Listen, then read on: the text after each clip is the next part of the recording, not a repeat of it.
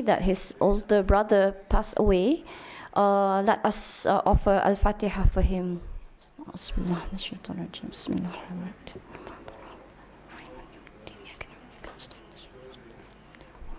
Ameen. Okay, so I would like to invite Dr. Haslina. Where is it? Excuse me, I think I have the wrong one.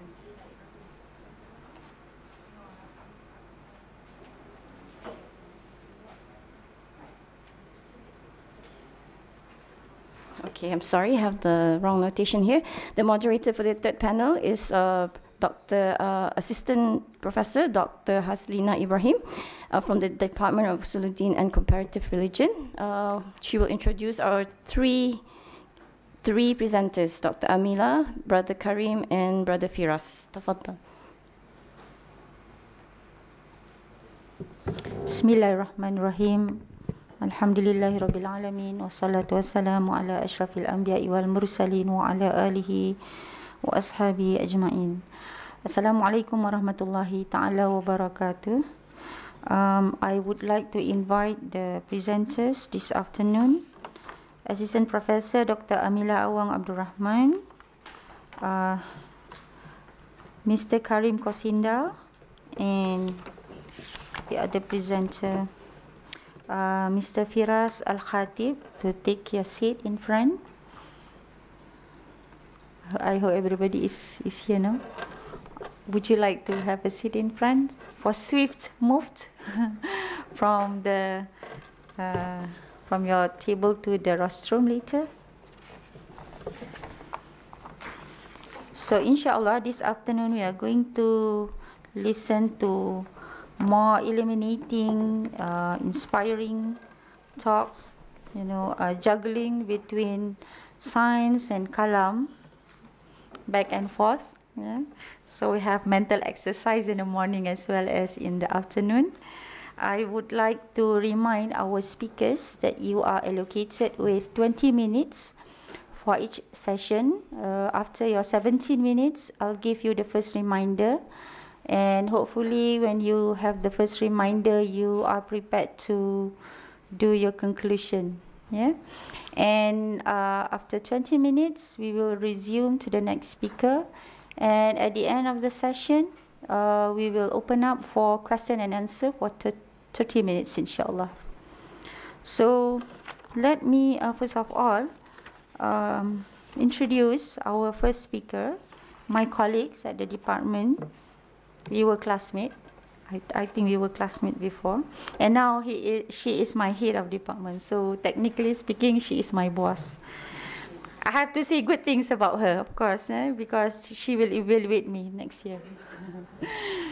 All right, so Dr. Amila binti Awang Abdul Rahman, she is an ethicist. She has passion in Islamic ethics. Oh, your introduction here is very brief, but I know you quite significantly a lot. Yeah? Here it is said that her academic interests lie in the domains of Kalam, sects in Islam, social unity, and philosophical ethics. I must also say that from time to time, I receive questions from students asking me if you are a Mu'tazilite. Perhaps in your presentation afterwards, we can verify whether you belong to the Sunnite school or the Mu'tazilites. So inshallah, please, the floor is yours. Assalamu alaikum.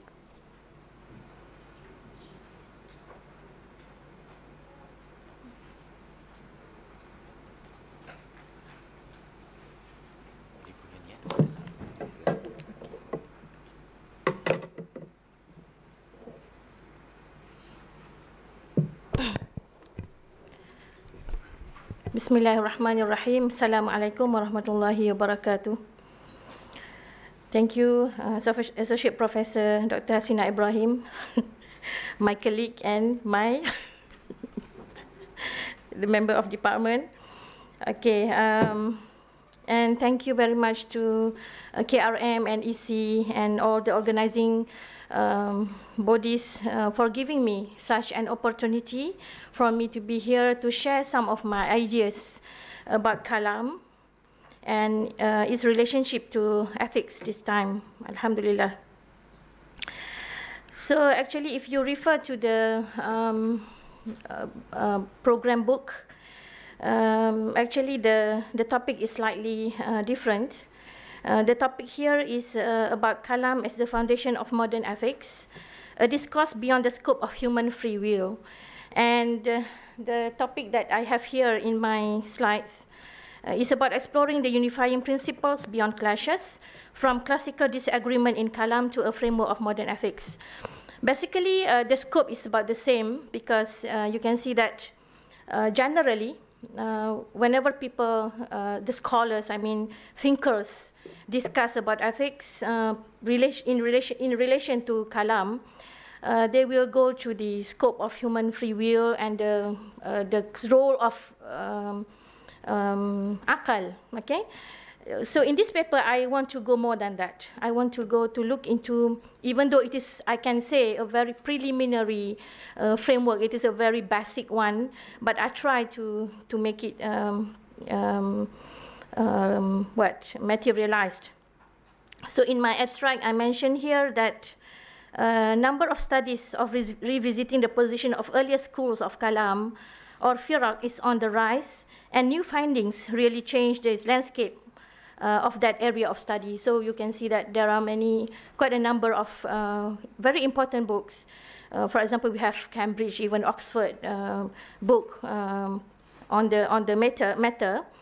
And this paper argues that studies on Firaq are now not only important to provide a historical sketch of Islamic thought, but to explore inter-school contribution and its relevance to the modern concerns. The contribution of Kalam into ethics has so far discussed either in the uncompromising clash between Jabariyah and Qadariyah, or Mu'tazilites and Ash'arites. In limiting it to the expression of the role of reason, which is always associated to the Mu'tazilites. The study found that different views are actually reflecting the earliest attempts, which form preliminary responses, which were resulted from several factors, such as psychological state and etc. So this is basically the aim of my paper, in which so this is the background of study. You can see that not only akhlaq is important in the life of man, but further inquiry into the discipline of akhlaq is crucially needed in dealing with new problems and challenges. In fact, all problem faced by human is moral by nature. The root of akhlaq as a discipline is there in Islam, but has not been seriously ventured into. So this is not only my claim, but based on several figures like Muhammad Abdullah Darras, and even you can see like even Taha Abdul Rahman also is now talking much on akhlaq. Lately they are intellectual, so this is what I mean, figures who see the importance of highlighting the role of akhlaq, not only in the practices, but also as a philosophical area of study, such as, as I mentioned just now. So before we go to the discussion, let me brief and have a kind of overview pertaining to the identity. What is actually ethics? That has been discussed as expected by Islam, as what I can see. And at the same time, it's about the modern approach to the ethics. So, of course, in Islam, we can see that basically ethics is represented by the word akhlaq, akhlaq. And I believe everyone is in the hall is very familiar with that word.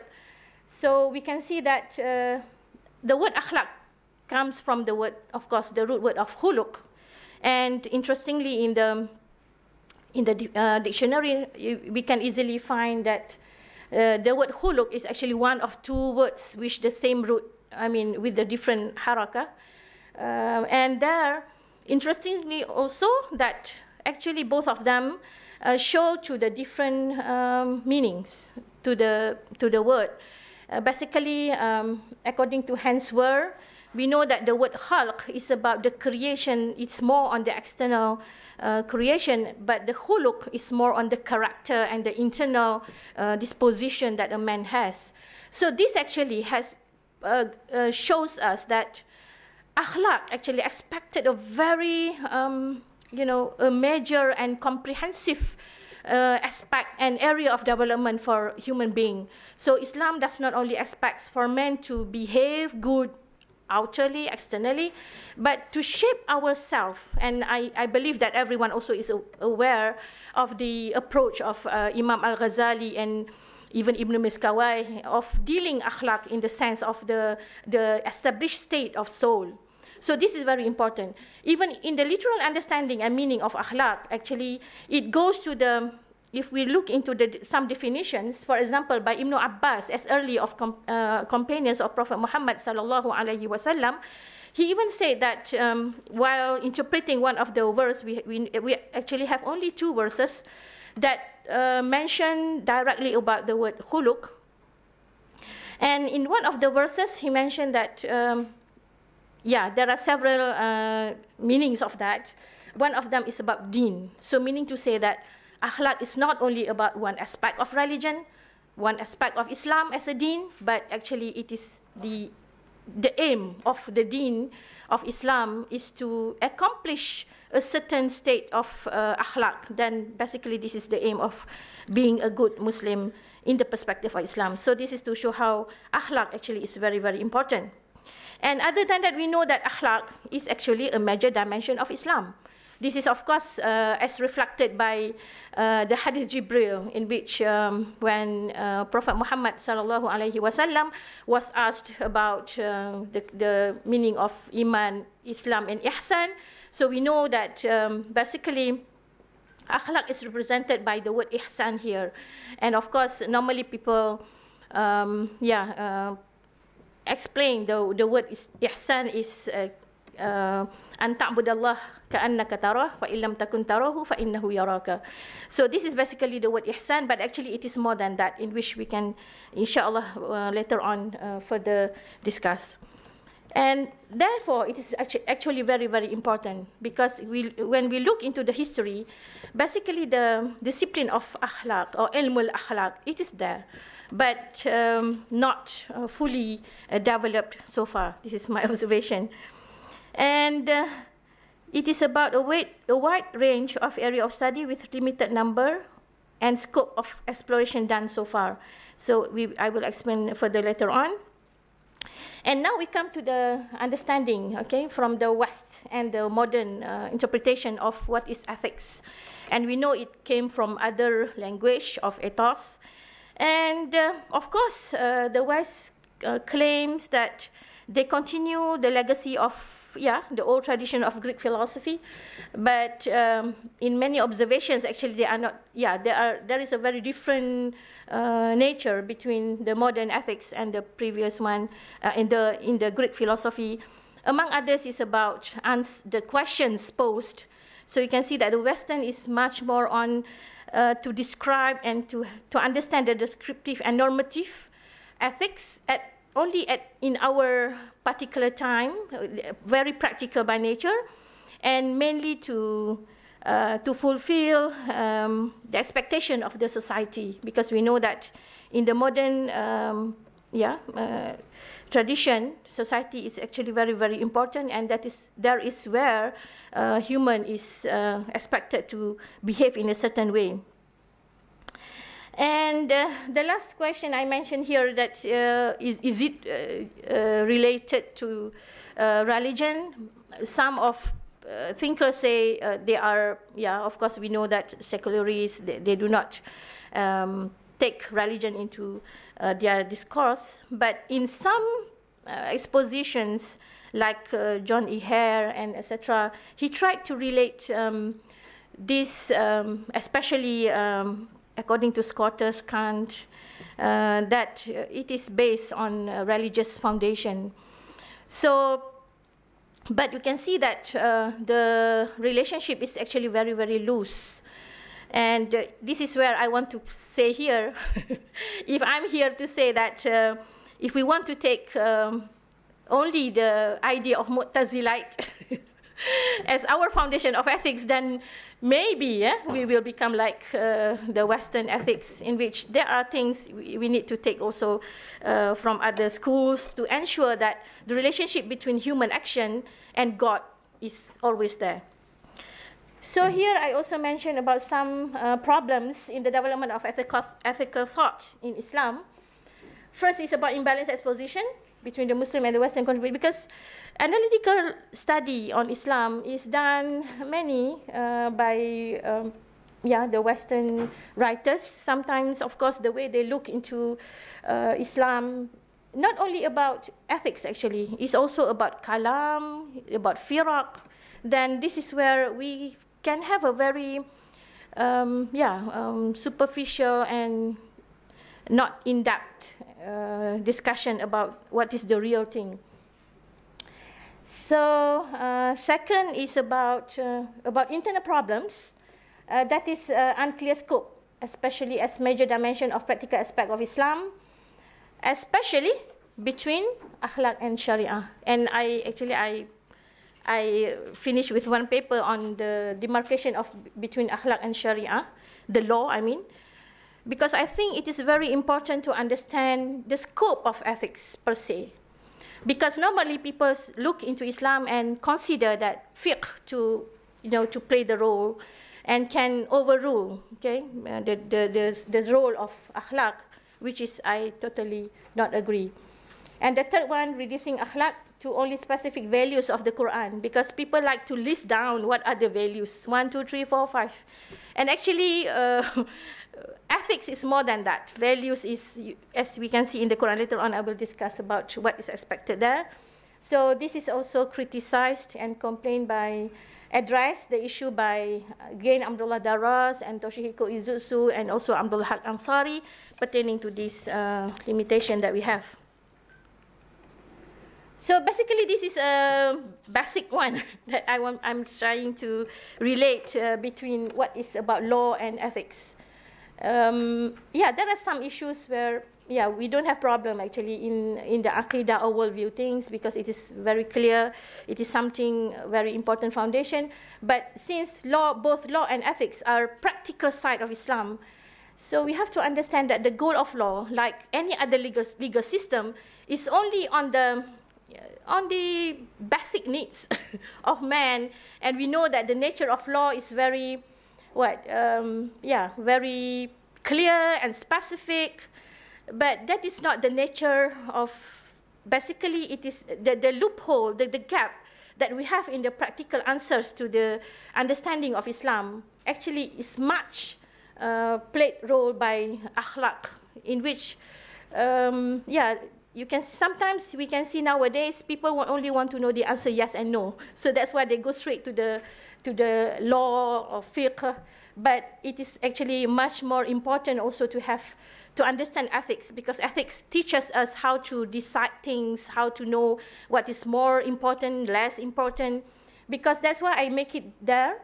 The ethical goals actually is moving to the perfection, insanun kamil. And how this is very static like this, actually it is moving, because the ethical goals will differ in accordance to different people. That's why I mentioned there, law aims at commitments of all individuals. When we already endorse the law, then everyone is expected to obey the law. But ethics, actually, you have a certain standard of obligatory, but even later on, it is a man to know where he is now. And actually, you can see the arrow, okay? Then, as I mentioned just now, it changes from one to another. Of course, the highest is Prophet Muhammad sallallahu alaihi wasallam. He was a very successful and excellent figure in all aspects of life. But of course, as a normal human being like us, we have many weaknesses, including those who don't have chance even to fulfill the goal of law. Maybe there are people who are maybe handicapped and etc. So even then you can see that there is valid justification why in their ethical expectation maybe they go even below the goal of law. But meaning to say that there is a long way to go between the goal of law and the goal of ethics. because the goal of ethics is looking for perfection and kamil in Islam. And then I believe everyone agree by this time that Kalam is about invaluable contributions to human knowledge, especially on sciences and humanities and etc. actually. And I consider Kalam to be sincere attempts by those who possess high sensitivity to respond to the challenges of time, especially in protecting the religion. And I believe we also agree on that. But for me, these are the people of elites. I mean, they take the challenge, they took the challenge, try to answer of the challenges of that particular time. That's why I mentioned here, I always mention this in my class, that mutakallimun were the researchers of the ummah. Because nowadays, I believe that everyone is very, familiar with the role of a researcher. The role of researcher is to look even beyond, very futuristic and very explorative by nature. So this is actually done by the mutakallimun, and most of the times have received criticism, especially from those people who do not understand actually the role of researchers of that particular time, because they see that religion is the most important thing to be defended. That's why, based on what they understood from the Quran, they tried to respond to the challenges of time. So even though you may be saying that I'm a liberal or what, that's why I'm here discussing about, even I'm not only say that Mu'tazilah is not all wrong, but I even say Qadariyah and Jabariyah is also not totally wrong, because they are reflecting a dimension from the Quranic teachings. But the problem is, we know that they were very immature at that time, and of course we know the role of politics to play a role, then finally it became negative by nature. So this is what I can see from Kalam. And ethics and Kalam, because akhlaq has long been associated to Sufism as spiritual enrichment of human. However, there is another dimension that is becoming more and more needed, that is the intellectual dimension of ethics. In fact, Al-Ghazali's theory of mean is intellectual when he places the utmost important role of intellect, al-hikmah, in controlling the other two faculties of anger and desire to achieve justice. So here, then, it gives the role to the intellect to control our emotion and desire. And of course, here, anger, we know it is about the spirit. It is not only being anger, okay? It is about showing that a person may have too high spirit or very least spirit. So we try to make it in the mean state, that is in the middle. So here also again, then we know Al-Ghazali from the Ash'ariyah. Then he, in this situation, then he puts intellect to be very important. Akhlaq is man's activity to seriously look into the best way of doing something, and also the best to avoid from doing harm or bad. So this is mentioned also by Hamdi Abdul Al in his book, Ilmul Akhlaq, Bain ad-Din wal Mi'yari, if I'm mistaken. So he mentioned that actually akhlaq is about the attempt to do the best and to avoid as much as we can to to avoid from bad. Okay, I'm not yet in the... So this is the discussion, the scope of discussion among mutakallimun between two truths actually.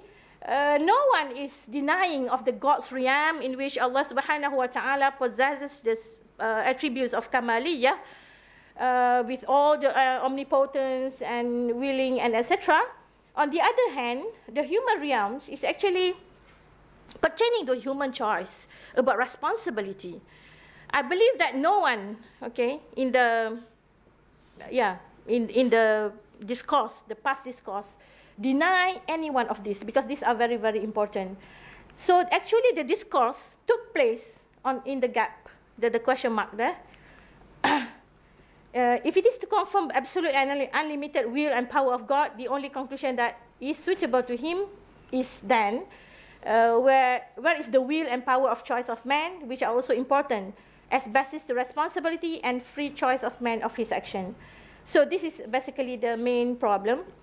So here, when talking about the framework, I try to approach in two scopes.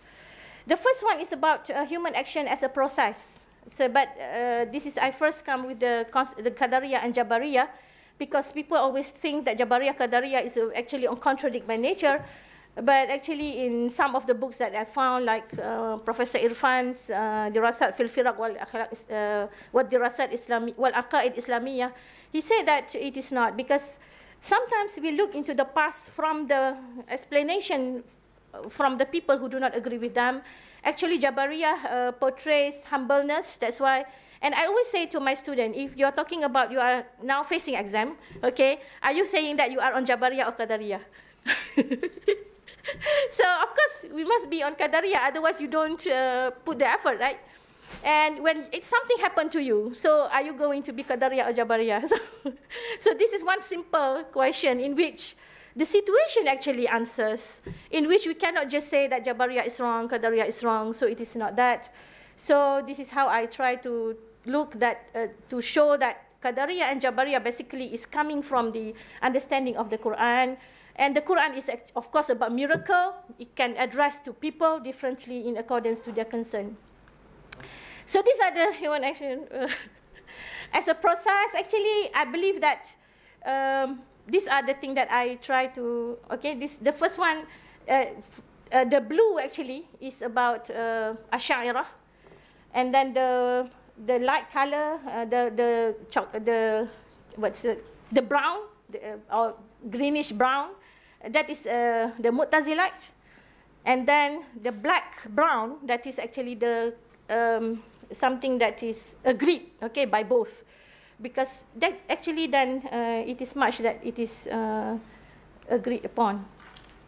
So basically, when we look into the this diagram, then you can see that the Ash'ariyah, actually in the slides, mentioned that Ash'ariyah are very concerned about the external. We know that we have to work within our limitation, and the limitation is given by Allah Subhanahu wa Taala. For example, I'm a woman. That's why I say in class, if you are a woman, then how can you? Oh, I want to be a man. So you have to work within your limitation. You cannot just say I can do anything. No. The same thing when people don't have money, etc. So you cannot blame. So this is. And actually, when a person is success, you cannot say it is 100% from you yourself. Actually, the situation actually puts you into the, yeah. Then we have general concept. This is, I believe, very, very clear in the Quran. So this is what Abdullah Darras managed to come with a very excellent and critical exposition to the main foundation of the Quran in his book, Dusturul Akhlaq fil Quran. And the Ash'ariyah is again very concerned about normative judgment because it looks into the external factors. And the Mu'tazilite were very concerned about the creative effort, cognition, and volition. So you can see even in Abdul Jabbar book, Al-Mughni fi Abwab al-Tawhid wal-Adl, he is mentioning about the whole thing about cognition and volition. And for them, in fact, the human action is divided into two, that is the external and internal. And what is also important is about the internal, which is true. And then the occurrence of a specific action, this is of course championed by the Ash'ariyah again, because, and this is what I consider writings by Richard M. Frank to be good synthesis works, in which he said that because Mu'tazilah actually were not concerned to talk about the occurrence. They were talking about the potential something to happen. So when it is about potential, then you must say that it is first will happen about cause and effect, and we consider that to be sunnatullah. I do not know they said that or not, but this is from me. That's why I said that this in class. That's why some of my students said, in Malaysia we say Malaysia boleh. What is that? So Malaysia can. So it is actually about the, to put the effort as if that you can. You have, and in many books that I read about motivation, they say you must first confident of the consequence, then only you can work for the thing. So this is the thing. And then one thing that is very, very important for me to mention is about the issue of good and bad here, because I believe this is the key problem that makes Mu'tazilite need to be explained pertaining to the Mu'tazilah when they consider good and bad to be something general or ethical good. Many people think that they are talking about something that is very specific in the Quran. They are not believing in Sharia. They are not believing in revelation, and this is wrong. Actually, they were looking into, because in many discourse, including Abdullah Daras, he mentioned that actually ethics is very general by nature. We know that in the Quran, it is about mujrim, it is about adl, it is about zulm. So we have to have reason, okay? We have to have processing here. What do you mean when you want to become generous? You have to, Al-Quran Karim does not tell us how much you can do the infaq, but you are the one who, so this is about something that is very, very important for us to understand, and this actually can bring to the synthesis of that. And then by having this, this is the combination that we have in our modern ethics, because in Islam it is a combination between general and specific, and I try to translate into this diagram. You can see that at the middle it is about the real good, I mean the legal good. It moves. So the black color is something that no one is, that's why in my class I also say that the fiqh and the akhlaq is like a human body, in which the fiqh or law is about the bone that gives you the shape. Even when you see the bone goes, extra than the rest of part of the body, because it gives you function. Without the bone, then your finger cannot function. So that is the role of law and legal in Islam. But at the same time, we have the ethical goals.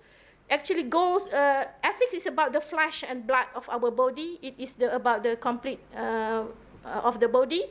And you can see that, basically, akhlaq is not only playing the role of conversion. People always think that akhlaq is to control, but actually akhlaq, when you look into it, especially the role of cognition in ethics, you can find that it is about divergence things in Islam, and about not only critical thinking, but also creativity to take. This is what Daras mentioned in the Quran, a threefold perfection, which is difficult to find elsewhere: softness within firmness, progress within stability, and nuance within unity, in which is a very important. So I believe we don't have sufficient time. Okay, thank you very much. Assalamualaikum warahmatullahi.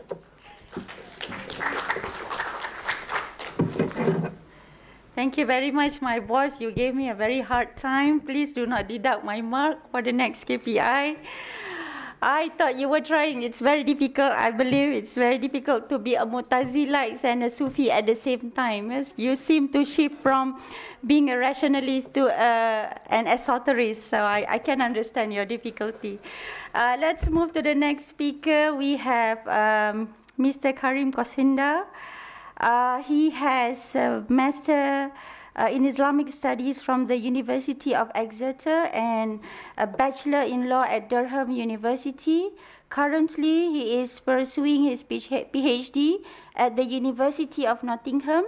He conducts research on God's creation of the human act, theodicy, and Sunni streams of Kalam, especially in the work of Mustafa Sabri and Muhammad Zahid Al-Kawthari. His academic interests lie in the domain of comparative religion. It's interesting to have theology and comparative religion, and as well as metaphysics, theodicy, scriptural hermeneutics, as well as the interface between religion and modern science. I believe you're going to listen to a very interesting talk today. Thank you very much, please.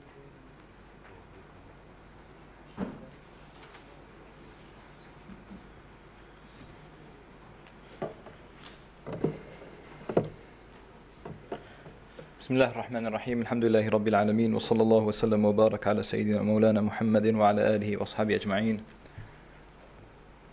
So the theme of this conference is about unifying knowledge and Kalam, and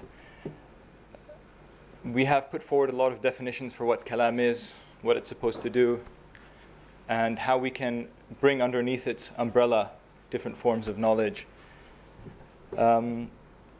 And I thought that maybe if we step outside of the conventional categories sometimes and look at it from a different angle, we can enrich our understanding of Kalam. If we look at the old Kalam handbooks, we find that most of the time Kalam aims at proving the existence of God and the truth of religious doctrines through a logical process, and it deals with proofs that are constructed from the external world. When we look at the world, things like the proof for the existence of God from the existence of things and that are in time, and looking at things like huduth, things coming into existence, logical proofs like the idea that you can't have infinite regress, somewhere something has to stop, it has to have a first cause. All of these things are based upon a logical worldview, and a worldview that is based on an external observation of the world. And so the Kalam project is inherently one that is almost dualistic with the way in which it looks at the world. And we had dinner time conversations with some of the people here, and we spoke about consciousness in Kalam and where does consciousness fit in. And is there a place in the Islamic worldview for a school that looks at the primacy of consciousness, something that takes consciousness as primary? And my own opinion on this, and what I will draw on in my speech, is that this is something that is present with the Sufi thinkers and the Sufi theosophers. They took a primacy of consciousness approach to the world, and they did not deny Kalam, but they said that let's put it within a framework. Now, what that framework is open. Everybody has their own view on what fits the best. I find that there's a model by a person called Ken Wilber. Ken Wilber is the best unknown philosopher in the US. Somebody might have heard of him, but many people I mention him to sort of don't know him. Ken Wilber has a model called AQAL, A-Q-A-L, all quadrants, all lines. And what does he say in this model? So Ken Wilber says if we want to have a holistic view of reality, Ken Wilber is a map maker. He's the guy that makes maps. He says, I like to map out all of human knowledge. What I like about Ken Wilber is Ken Wilber takes science seriously, and he takes the claim of religion seriously, and he takes the claim of mystics seriously. And so within his framework, we can plug in our scientific findings, we can plug in the experience of the Sufis, we can plug in many things, and still have a unifying model. So Ken Wilber says, we can use our ordinary pronouns as a basis for looking at the world. I, we or us, it, and its. He has 4 quadrants, so he has its for a plural, and I'll try and explain what he means by that. He says these are all standpoints, and we cannot reduce one to the other. And if we do, he says we come up with something that's called flatland, intellectual flatland, where your own perspective, you seek to judge all of these other perspectives from.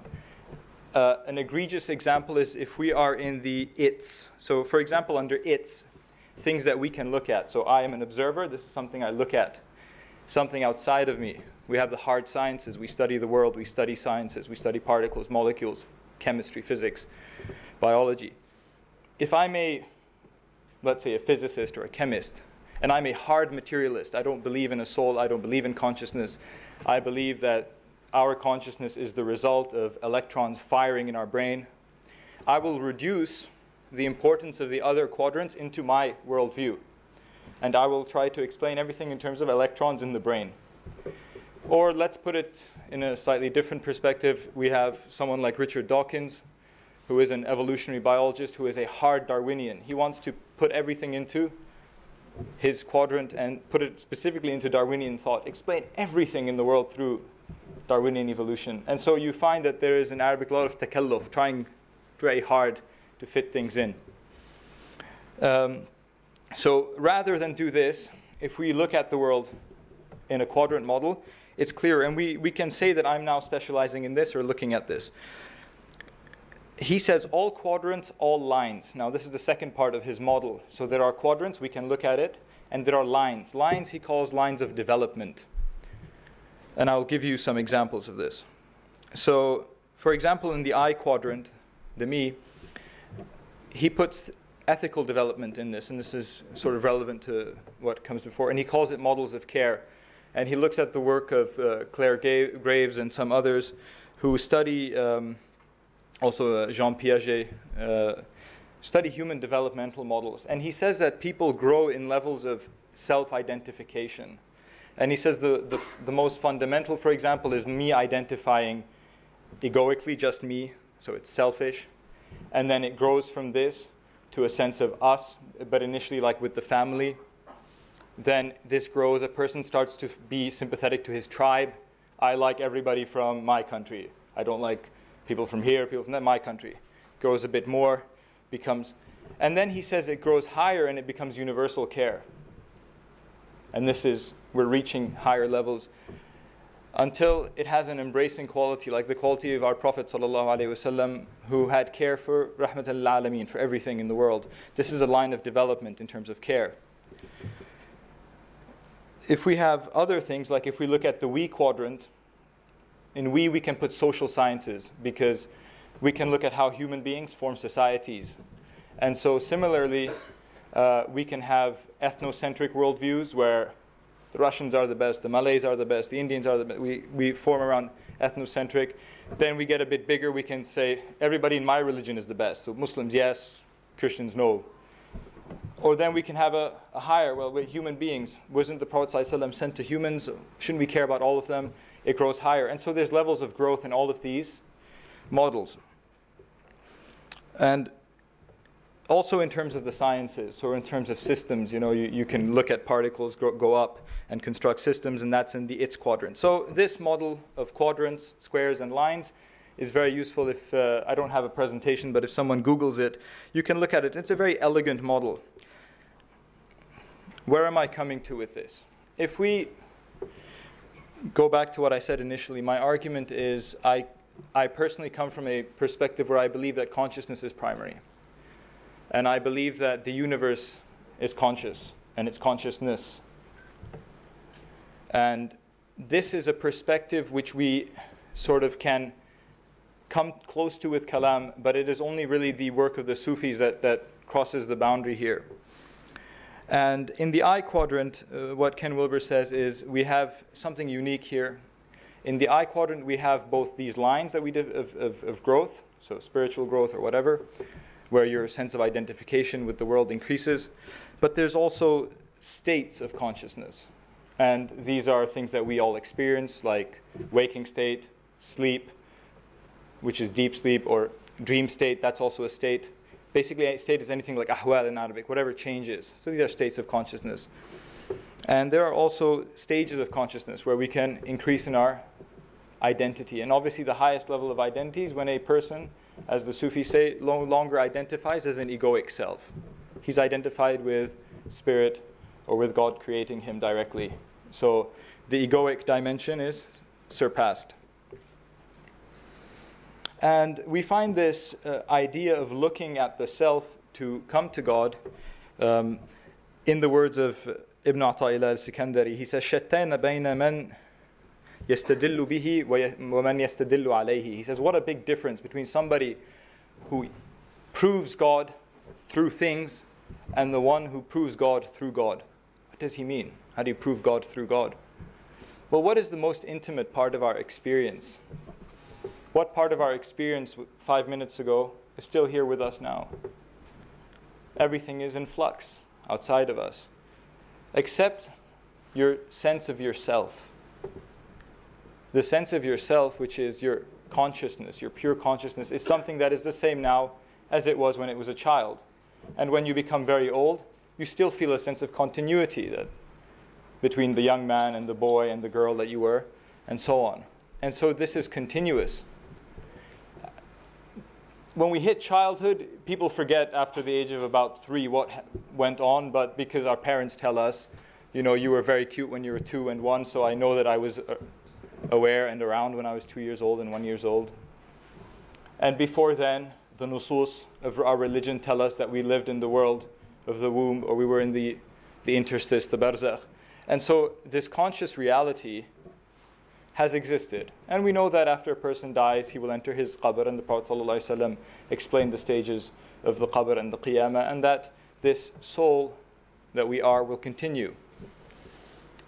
And this soul that we speak of is something that is immaterial.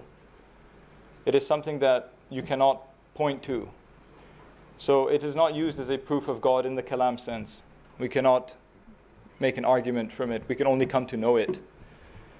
And the philosophers in Islam, they try to have mental exercises for this. It can be useful maybe for some people.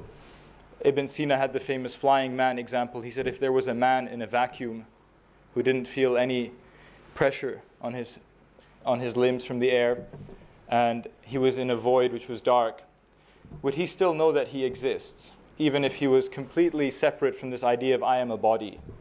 And he said yes, the man would still be aware of his own existence. And he said because it's self-evident. Existence is self-evident. This fits in with what the Sufis have said about reality being one. So we mean reality on the inside and the outside is one. This is the perspective. Al-Ghazali, who was the most sober of the Sufi thinkers, who I want to touch on first, and then we'll go on to the stuff that's more complex and maybe confusing. But Al-Ghazali said that everything that exists is God, His asma wa sifat, His names and His attributes, which have effects, athar, which is the world. So Khaliq has khalq, Ghafoor, Wadud, Shakur, all of these things show up in existence. Khafidur Rafi'. And he says the athar, which is, he says, us and the world. And he says all of these things are one, but there are levels. So this is not pantheism. But people say, the Sufis say, you are God and He's God and the duck is God and the tree is God. That's not what they're saying, but they're saying that there's a oneness that connects everything.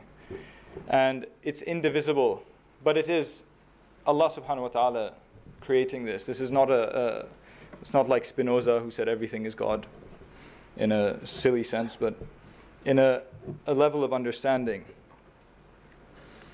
But what they also say is that they say that side by side it all exists. So the physical and the conscious world exist together.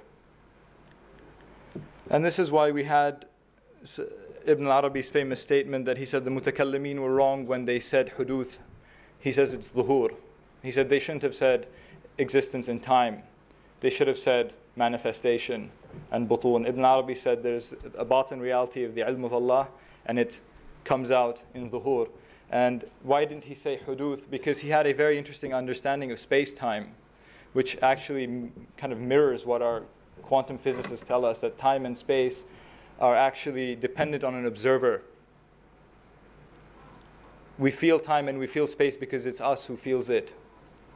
This is why the human being is the highest level of creation and the level of creation through which God is known, because the human being perceives all of these levels at the same time. And so physicists have gone into this. I don't want to bore you, but there are experiments like the double slit experiment where they shot photons through these slits, and they found that when somebody observes it, it no longer behaves like a wave, but starts behaving like a particle. And what the physicists said about the wave was they said it's probability. The probability of the electron being somewhere. And when you look at it, it freezes on the screen. If you measure it, and it measures as a dot, so as a thing. So it's first it's a wave of energy, can't say what it is, and then the observer comes using a tool or something, and it collapses as a thing. And they prove this. And what's very interesting is our mutakallimin tell us that the world is three different things. The category of it's either wajib al-wujud, it's either mumkin, or it's either mustahil. Things are either necessarily existing, which is Allah subhanahu wa ta'ala, or alternatively it's a mumkin, it's probable. The probability that I could be standing on there or here, or that if we came into this room it's not green, it's pink, it's mumkin, anything was possible. But it becomes wajib bighayrihi when Allah chooses it to be a certain way. So Allah subhanahu wa ta'ala collapses all possibility the minute there's an observer. And the observer is the human being that Allah creates. It's in Allah's knowledge and it collapses with our seeing the world. This is the idea of idealism. But what I believe is our Sufis have gone beyond idealism of people like Berkeley, because Berkeley had a problem and they described this problem in a funny way. So the idea of the philosophy of idealism is that everything exists inside us, in our mind. I see you, and you see me because there are photons hitting our retinas. And if our eyes weren't like this, we wouldn't see the world. And so the question of, is there a chair, is there not a chair? If I can't see it, doesn't arise. Similarly, our sense of touch and so on. And so the idealist said that everything only exists inside of me. It's a strong philosophy. You can't argue against it, but also there's a limit to it because they have interesting questions. So the idealist said, if you have a tree in a forest and the tree falls down, nobody's there, does it make a sound? So some people say, yes, of course. If the tree falls, it makes a sound. And the idealist said, no, it doesn't, because there's no ear there. And sound means there has to be an ear to hear it by definition. And so if there's nobody there, the tree that fell didn't make a sound. And some people say this is silly. But what we say is that the tree is also consciousness. Everything is consciousness. And what proves this from the nusus? I mean, what nusus can we look at? It's very evident that the Prophet ﷺ showed this to the world when the tree cried at his departure, ﷺ, when the hasa, the stones, made tasbih in his palm. And the Prophet ﷺ, well, even in the Quran, Allah subhanahu wa ta'ala says that إِن مِّن شَيْءٍ لَا يُسَبِّحُ بِحَمْدِهِ, there's nothing except that it glorifies the Lord. So things are not material, dead objects. They are imbued with consciousness. They are life. But what life crystallized by the will of Allah subhanahu wa ta'ala into a world that we see, and the human being is the center of this observation. And so if we... Yeah. Alhamdulillah, the paper says 3 minutes, not you are boring. So Alhamdulillah. Yeah.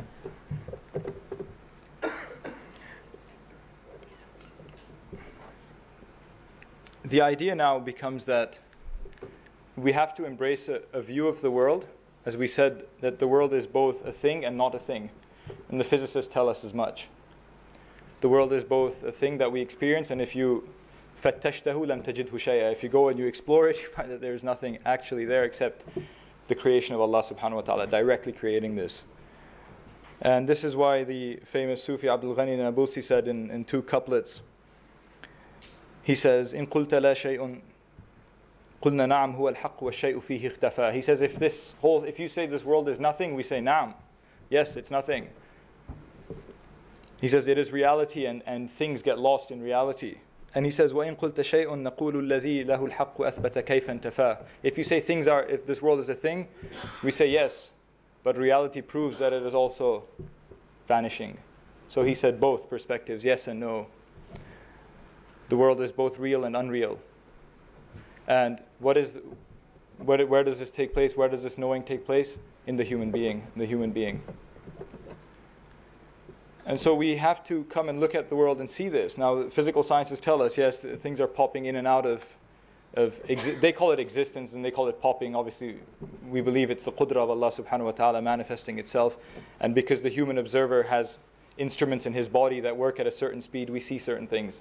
If the speed changed, we would have a very different view of the world. And as we said, because all of these things are intertwined, they give an interesting example. They say that if you travel at 9/10 of the speed of light for 10 years, okay, so you have now aged 10 years, you go and you come back 9/10 of the speed of light, come back to Earth, your friends have all aged 70 years because space and time are limited, are related. And so you age 10 years, and the guys that you were friends, you come back, they've aged 70 years. Maybe they died by the time you come back. But it's relative. It's relative to our speed and our observation. The world is a big mystery, and being stuck in certain paradigms is limiting for us. There's another sort of thing that comes up nowadays that they're studying, which is ESP, extrasensory perception, things that we believe in as Muslims. Precognition, that you can know of something happening before it happens. All of this takes place in consciousness. These things would have been dealt with under the heading of khawariq al-'ada or karamat and so on. But the idea that there's extrasensory perception is now being tested in laboratories. So one test that they did was that they showed people slides of images, and they interspersed beautiful images, calming images of like flowers and things with a car accident, a dead person, shocking images. And the observers of these images were holding a device in their hand that was measuring sort of their emotional fluctuation, maybe the vibration of the hand or the feeling of fear. And what they noticed was, for all of them, normal people they brought in, seconds or microseconds before the scary image came, there was a sense of fear. And before the image of a positive image was there, they noticed the person relaxed. And then they mentioned another test that they did also. The first one is, you can find in a book by Dean Radin. And he mentions a number of these. He now has 3 books on the issue of extrasensory perception. Rupert Sheldrake mentions the famous case of the dogs who know their owner is coming home, because obviously everything is conscious. They did this thing where they had cameras at home, so security cameras in the house, and the owner of the dog would go out, do stuff in the city, and when the person in the city decides to come home, he presses a device, he makes a decision, so it records the time. What the cameras notice is that the dog runs to the front door and starts waiting. And this is something that they did many tests on. Now, how a dog can know that the owner on the other side of town has now made a niyyah to come back? Well, because their consciousness is related. It's coming from the same field. And in quantum physics, this is called entanglement, that things are actually related. I mean, again, we have no problem with this. This is our idea. No. Okay.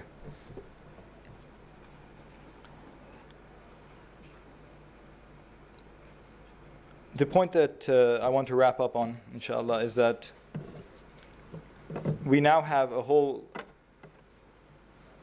subhanAllah, like a whole collection of physicists and physical scientists working on things that are part of our faith and a part of our knowledge. And we can use a map like the all quadrants model to fit it all in, fit it all together. We don't have to exclude perspectives. And as you said, that the speaker before me, she well put it, that the mutakallimin were people who were engaged in a project of unifying knowledge, of gaining knowledge, and of being the scientists of the ummah. And that's why they put in their kalam, like Sheikh Muhammad will speak about, of the good and evil, the problems of good and evil, came into kalam books, because they realize that all of these things are linked. If you start thinking about the world, there's very little that is outside of it. But what we have to understand now is that also consciousness must come in. And it has to come in with us taking seriously the claims of the Sufis and bringing it into our discourse and mapping it. Thank you very much. Thank you very much for trying to keep up with the time. We have one more speaker. I will go straight away to the next speaker. So the next speaker will be talking about the reception of Kalam in the 16th century Ottoman Empire, Mr. Firas Al-Khatib. He is currently completing his master's in Middle Eastern Studies at the University of Chicago, focusing on Hanafi legal theory and Ottoman political theory. He is a former student of Darul Qasim, Chicago, where he currently has the position of lecturer. His academic interests lie in the domains of legal theory, intellectual networks, Ottoman political theory, and Islamic theology. So please welcome.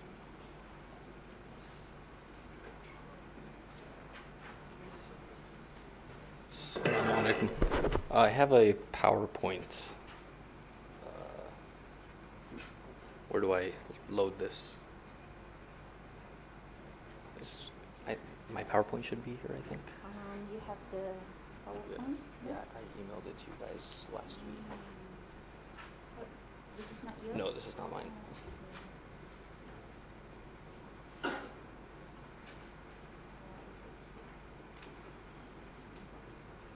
It's not here.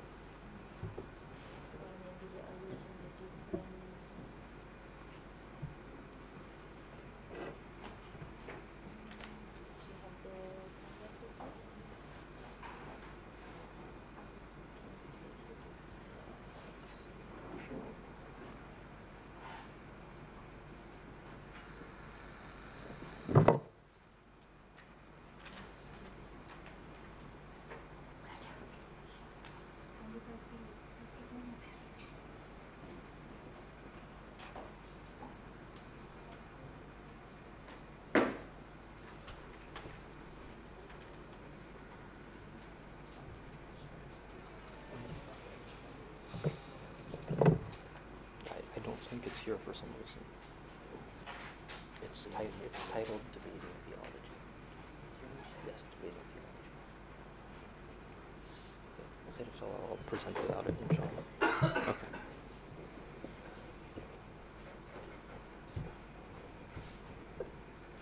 Assalamu alaikum wa rahmatullah. A'udhu billahi min shaitan rajim. Bismillah ar-Rahman ar-Rahim. Apologies, I had a PowerPoint. I don't know, for some reason it's not here. So inshallah, I'll do my best to still present it in a way that's not going to put everyone to sleep. So I'm going to talk about something that's perhaps a little bit different from some of the other topics that we've discussed so far. Mashallah, we've had a lot of very interesting things about like quantum mechanics and all this kind of stuff. I'm going to take more of a historical approach towards the study of Kalam, particularly taking a look at a debate that emerged in the 16th century Ottoman Empire, and then from this debate about the legitimacy of Kalam, try to now understand some broader trends about the history of the Islamic intellectual tradition. So one thing that we see very often in modern approaches to the study of Islamic intellectualism and the Islamic intellectual tradition is that it is very often presented through dichotomies.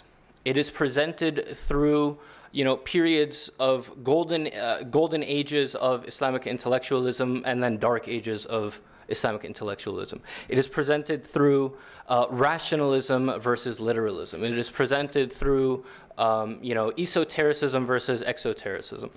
And these are very easy dichotomies and very easy narratives for professors of history and students of history to digest, right? Because you can pigeonhole certain characters in Islamic history into certain preconceived notions about who they are, right? So it's very common, for example, to talk about the history of Sufism, the early history of Sufism, and say that there was this tension between Hallaj and Junayd, right? And the Junaydis won out over the Hallajis. Or you can talk about in fiqh, Ahl al-Ra'i versus Ahl al-Hadith, right? And say that these are two different approaches on different ends of the spectrum, and different groups went out in different places. Or you can talk about the philosophers slash Mu'tazilis versus the Hanbali Atharis, right, in the 9th century. In the era of the Ottoman Empire and in modern Ottoman studies, this is presented through dichotomies of, were the Ottomans original in their thought, or were they simply following earlier peoples? Did they actually provide something new, or were they just regurgitating the same intellectual trends and movements that had existed throughout Islamic history? Again, these are very easy narratives, especially when it comes to the Ottoman Empire. Something that you find very often is that there was this supposed golden age of Ottoman intellectualism that was very open and very accepting of new ideas and things like that. And people will cite Sultan Mehmed II in the mid-15th century bringing Italian Renaissance painters to come and paint his portrait. And then they contrast this with Murad IV in the 17th century closing down coffee houses. And they say, well, there you go. See, we have this one person who's very interested in new ideas and he's very open-minded, and then a closed-minded era of dark ages.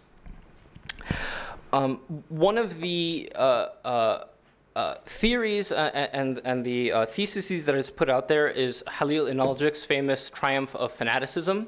For those who are familiar with Ottoman intellectual history, he posits the idea that the late 16th, early 17th century saw this rise of conservatism and this rise of textual literalism in the Ottoman state that fundamentally changed the way that Ottoman scholars interacted with their own intellectual tradition, and that this, in the end, ends up leading to the eventual decline of the Ottoman Empire. Again, this is a very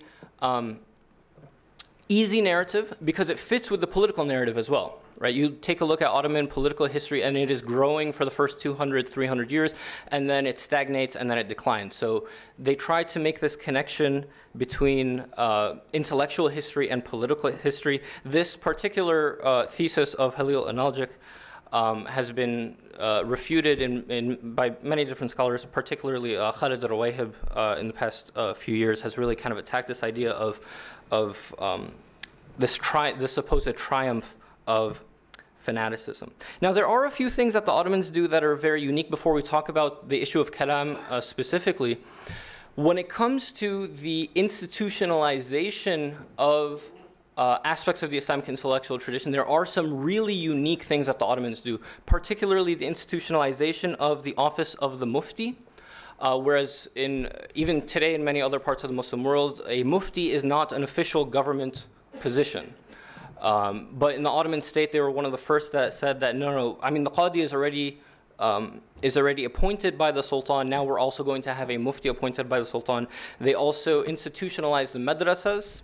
Instead of the madrasas being separate from the government, now the Ottoman government itself says if you want to work in the government, you have to graduate from this madrasa, and once you graduate from there, you can go to the next one and to the next one. And the madrasa hierarchy was actually very directly connected and related to the mufti hierarchy.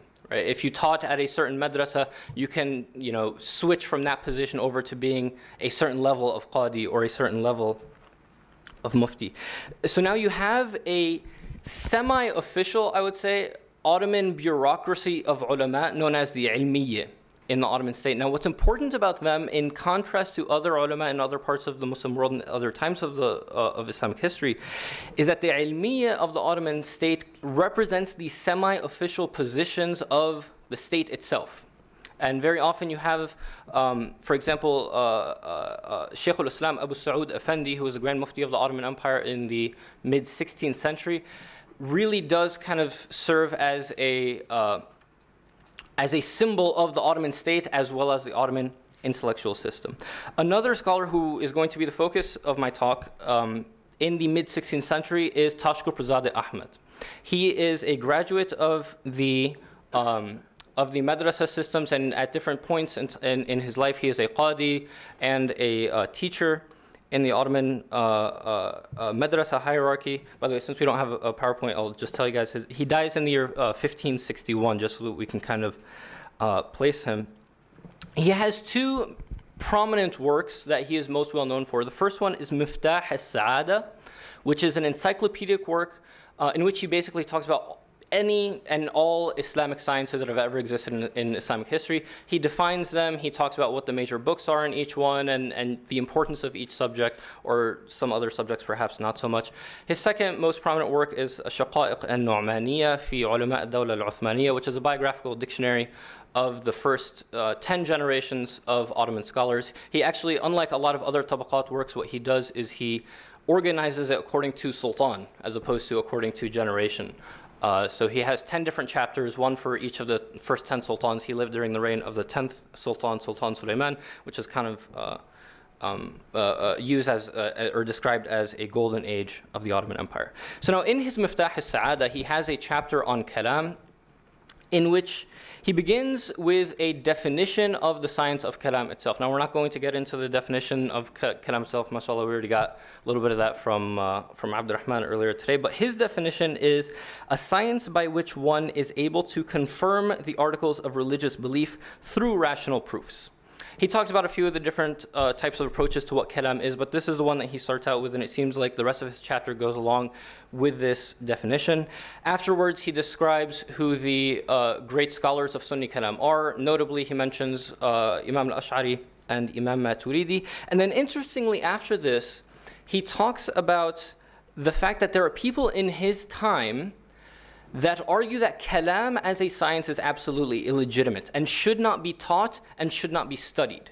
And he complains about the influence that these people have on Ottoman society, and that these people are causing problems, and now people look at the ulama of kalam as these fusaq, and that we shouldn't listen to them, and that things were much better in the past when this wasn't the case. Now, just a kind of a side note, I wouldn't put too much emphasis on his claim that things were better in the past, because this is kind of a trope that we see amongst a lot of historians and scholars in Islamic history, that they always say, oh, well, things were so much better 100 years ago or 50 years ago when I was studying, and things like that. So you see that very often. But these people who are claiming that kalam is illegitimate, Tashkurpazadeh mentions that they cite the four fuqaha of fiqh as proving their points. And they have quotes from Imam Abu Hanifa, Imam Malik, Imam Shafi'i, and Imam Ahmad saying that kalam is absolutely haram and anyone who engages in it is this, and that. So for example, and Tashko Prasad cites these quotations. One of them is that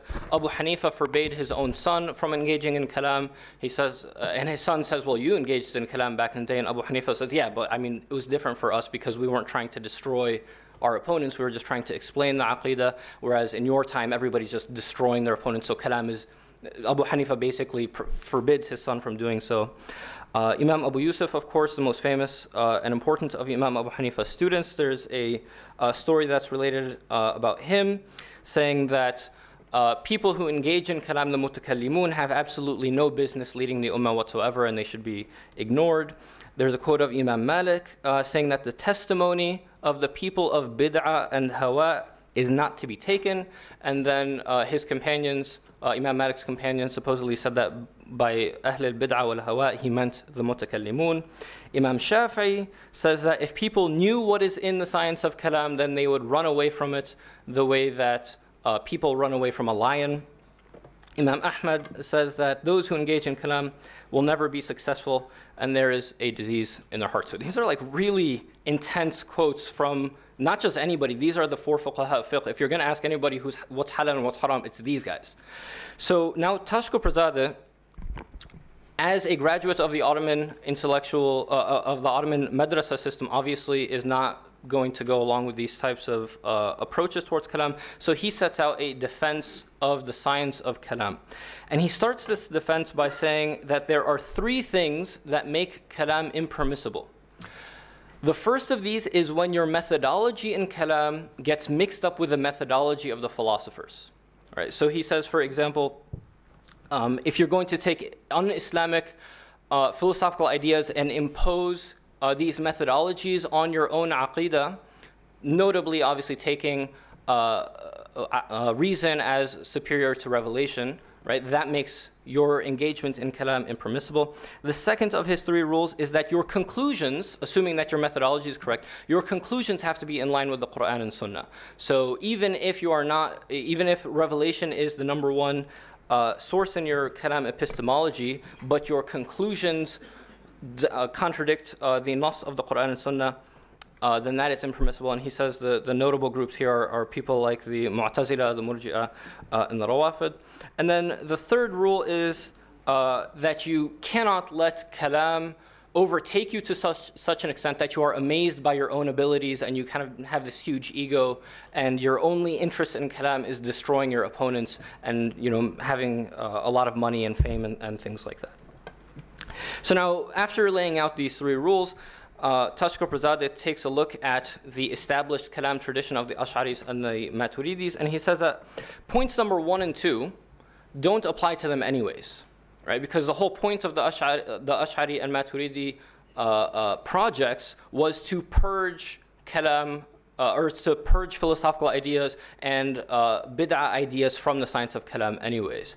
So obviously the most notable example would be Imam al-Ghazali writing Tahafut al-Falasifa, right? Using kalam now to purge philosophical ideas from the aqidah of the Muslims.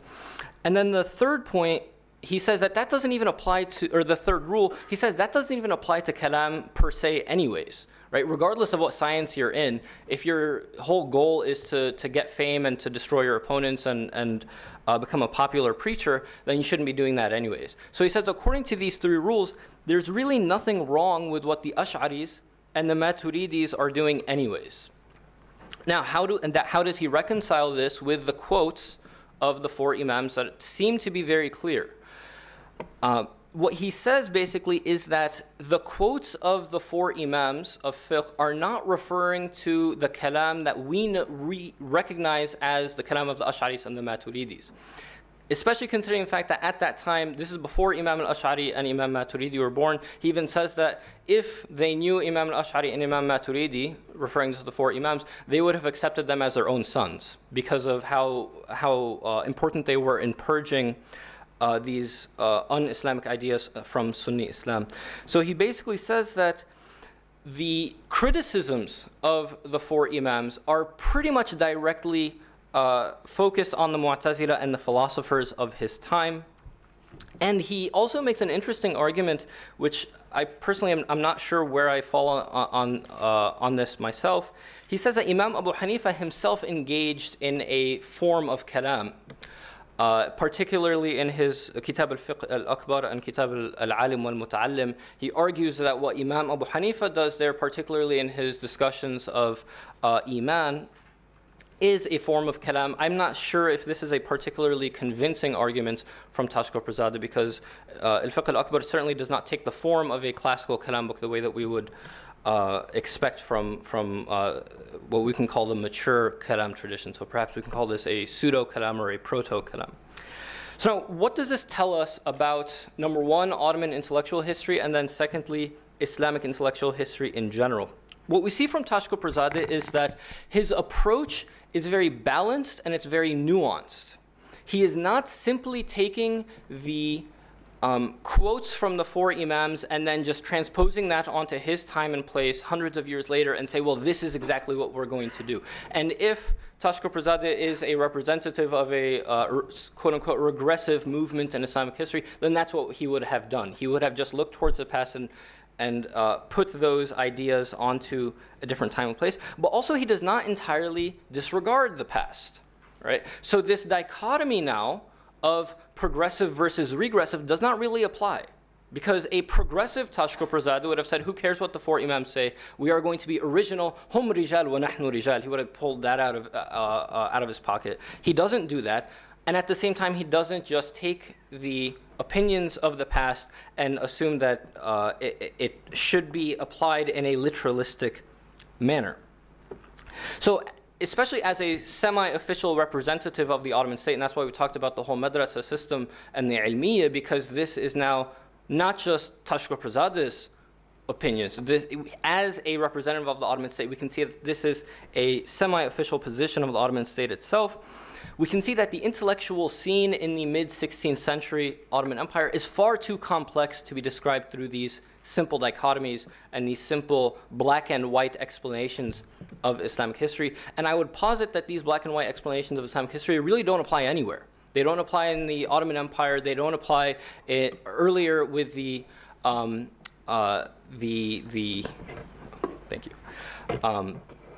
with the conflicts between Imam Ghazali and the philosophers. It doesn't apply later with the imposition of modernity into the Muslim world and the writings of later Ottoman and Mughal theologians, such as, of course, Izmirli Ismail Haqqi in late Ottoman states, and people like Ahmad Sirhindi and Shah Waliullah in the Indian subcontinent. So the whole idea that I would posit here is that Islamic intellectual history up until today should not be described and should not be understood as a black and white affair. Rather, it is a very rich tapestry that has existed from the time of the Salaf till today, in which scholars are constantly engaging with the scholarship of the past, rather than trying to either impose that scholarship of the past on the present. No, they're not doing that, nor are they disregarding the scholarship of the past and recreating things and reinventing the wheel in the modern day. Jazakumullah khair. Assalamu alaikum wa rahmatullah.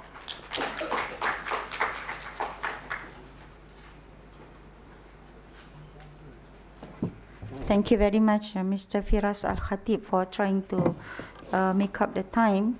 So all in all, I think our speakers today have managed to give us or at least to trigger us to go beyond the usual way, the usual business that we are doing in looking Kalam, in which I think it addressed the interest of the symposium very much. So we are now challenged to come or to introduce or to find a more dynamic and innovative way of understanding and applying Kalam. The second speaker talked about consciousness, the metaphysics of which is still an enigma to many of us, despite the achievements of Kalam in values and truth discernment in the past. So I guess we are now, see what is the time now? We are not left with much time. I am supposed to stop at 3:45, so we have like 8 minutes to go for the Q&A question. I think we can have the grace of 10 minutes. I would, I think maybe I should give opportunity to those who have yet to, share his question and perspective. Perhaps can I see again the hands? All right, I have the authority to identify, right? Yeah. So Alhamdulillah, I love this. The power entrusted to me. So can I have Brother Hilman? I'm so sorry. Can I have Brother Hilman to pose your question? Make it very precise. Introduce yourself, please. Bismillah. Assalamualaikum warahmatullah. My name is Hilman from IIUM. I have 2 questions. One to Brother Karim, right? And now with regards to the consciousness, I have the time to look at the dictionary of what is the definition of consciousness, and it implies the understanding that a thing can receive and aware that it has connection with the outer, with something out from itself. So if we are to regard everything has its own consciousness, now does this implies that they also have ethical consequences, which means they are held responsible, or they have freedom, or they have free will. So these are questions related to consciousness. So far as we are all concerned, human being is the only conscious being that have free will and others. So perhaps you can address this problem or issue. The second one is directed to Brother Firas. This is not a question, it's just a comment. The most hostile madhab towards Kalam, as has been mentioned by Ibn Muflih in his Al-Adab Al-Shar'iyah, is Hanbali, Al-Madhab Al-Hanbali. But if you look at Al-Adab Al-Shar'iyah, it naqal the positions or the stance of the ulama in Madhab Hanbali with regards to Ilm al-Kalam. And one of the things that they don't, those who against Kalam do not naqal is the idea that Imam Ahmad also engaged in some extent in Kalam. For example, his son, Abdullah, mentioned that his father was asked between a person who performed prayer and siyam and stay away from Kalam.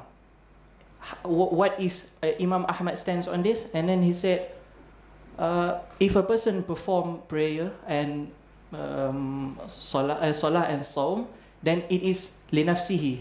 Walakin idha yatakallam ma'a ahlul bid'ah fahuwa linafsihi wa li ghayrihi.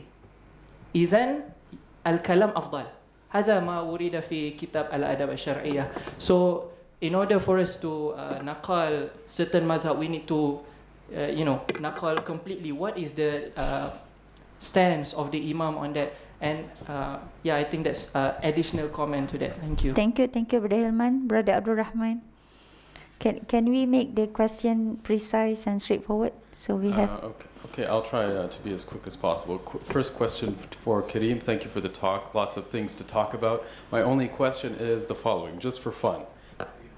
You have your AQAL system, which is supposed to avoid someone from getting into the flat land or something like that. The question becomes, did he arrive at those categories inductively, or did he arrive at them through rational division? If it's inductive, then how do we know that just by applying that, we're also not being flat-landed? And if it came rationally, then you're supposing that there is one rational perspective, which is supreme. Otherwise, the kind of straw man of Dawkins, etc., becomes, I think it's a little bit sophistical. Just a comment and / question regarding Firas's talk is this is an old question about Kalam and the stories, right? The reports which come from the early authorities, which are fairly ambiguous, but anyone who has studied fiqh knows that the fatwa is taken from the books of fiqh. It's not taken from the narrations that are brought about in like the books of the tarajim and stuff like that. They're not these quotations from Abu Hanifa, Malik, etc. They're not actually found in the Mudawwana. They're not found in the Kitab al-Athar, or they're not found in the source books of any of those traditions. And so what ends up really, like what makes the question actually matter is, well, not so much like the reports, but like what is the actual evidence? What according to the usuli principles to arrive at a legal judgment? Not so much like a narration from the books of tarajim which are fairly ambiguous. Thank you. This is a problem if you ask a mutakallimun to speak. So we will have a new Kalam person to talk. I hope it's going to be very precise this time. Can you please switch on? I just have two questions. One for Brother Kareem. Do you adopt the worldview of the great chain of being? And do you also agree with William Chittick that there should be no division? There is actually no ontological division between the subject and object. He argues this in The Soul of the Cosmos. But for us, on the same resonance as Abdurrahman, the question that I wanted to ask was the whole notion of allowing foreign elements coming into the Islamic worldview. Did they have a complete systematic ban on that, or did they allow appropriation from a historical perspective? That's my question. Thank you very much. And the two brothers? And the brother next to you after this? No. No, okay, only you. I'm enough. Yeah, my question is to Professor for the ethical perspective of Kalam. Professor, my question is, if we are categorizing the goal of law and goal of ethics different, and if we are passing the goal of law, then what will be the reference after that to decide what is good and what is bad? And there is a hadith related by Imam Malik in Muwatta, and it is related by Imam al-Ghazali in Ihya. Takhallaku bi akhlaqillah. Create in yourself the attributes of Allah Almighty. Where do you put this hadith? In the category of goal of law or category of goal of ethics? Thank you. All right, I think that's about. Do you want to ask questions, sir? No? Okay. I thought I saw your hand just now. Sure? All right, so I'll close the question and we'll listen to the answer, and that's it. So please. Yes, please.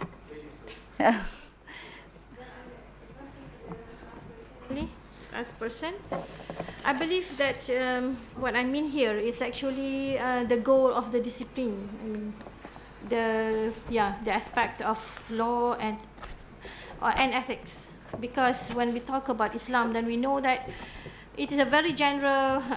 I mean, the goal is of course to have the best for human beings, but of course, this is where we want to understand how it is different. So that for that purpose, I make it different, even though we know that the purpose of religion, the aim of religion is the same. And I'm not clear of what you mentioned in the hadith actually. Okay, I believe this needs a kind of interpretation, because we know that of course the best is Allah Subhanahu Ar-Rahim ila akhirih, and I believe this is a part of us to try to emulate some of the good things and I don't think that is a problem related to the first aspect. How it is? Where do you put this? Goal of law or goal of ethics? Okay, takhallaq bi akhlaqillah. Then it is ethics. This is ethics. So it won't come under goal of law. Of course, the Sharia comes from Allah Subhanahu wa Taala, but you just understand that this is a discipline of things like legal. We don't expect to go for perfection. Otherwise, you are enforcing people to do more than what they are able to do. That's why we have ethics, and ethic goes to individual, looking at the strength and the weakness of the individual approach. Then, I think that's the thing. Okay, thank you.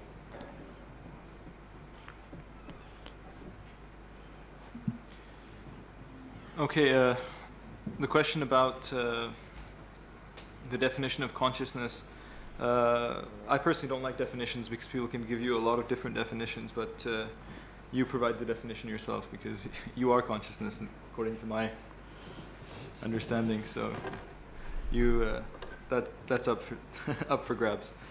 Other consciousnesses, the hadiths indicate that there is a level of responsibility in the other conscious beings. Prophet ﷺ told us that there will be qisas between the animals on Yawm al-Qiyamah, such that the animal with the horn that hit the one that didn't have a horn, there will be a qisas.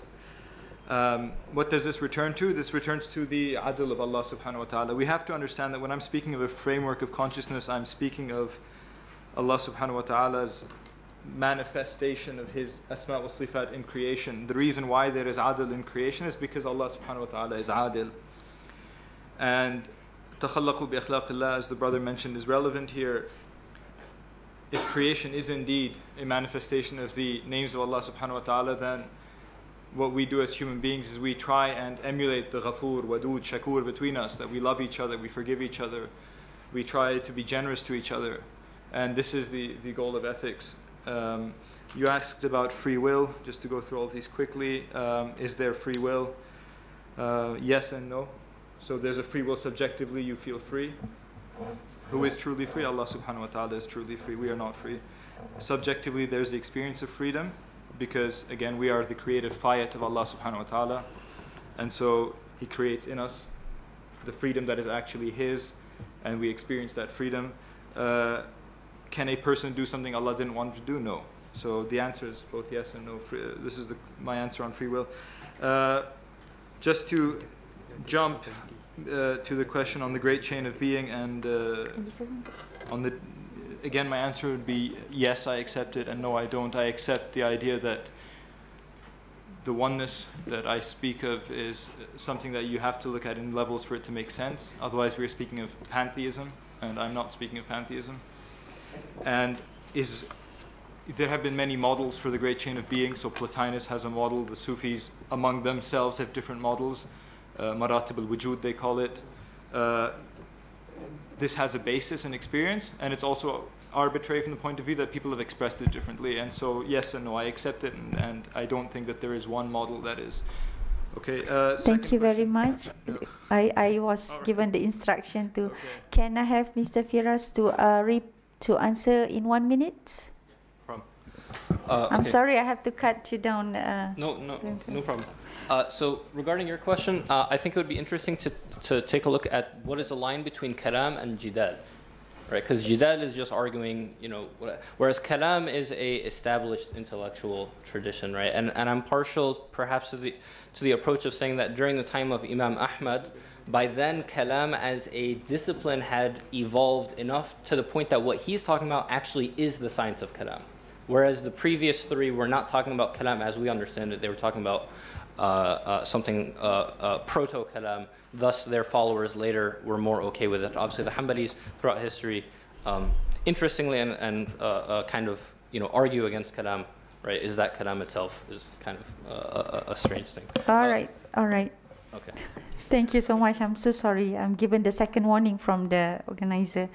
So we give hands of applause to our speakers. Thank you very much. And Assalamu alaikum wa rahmatullahi ta'ala wa barakatuh.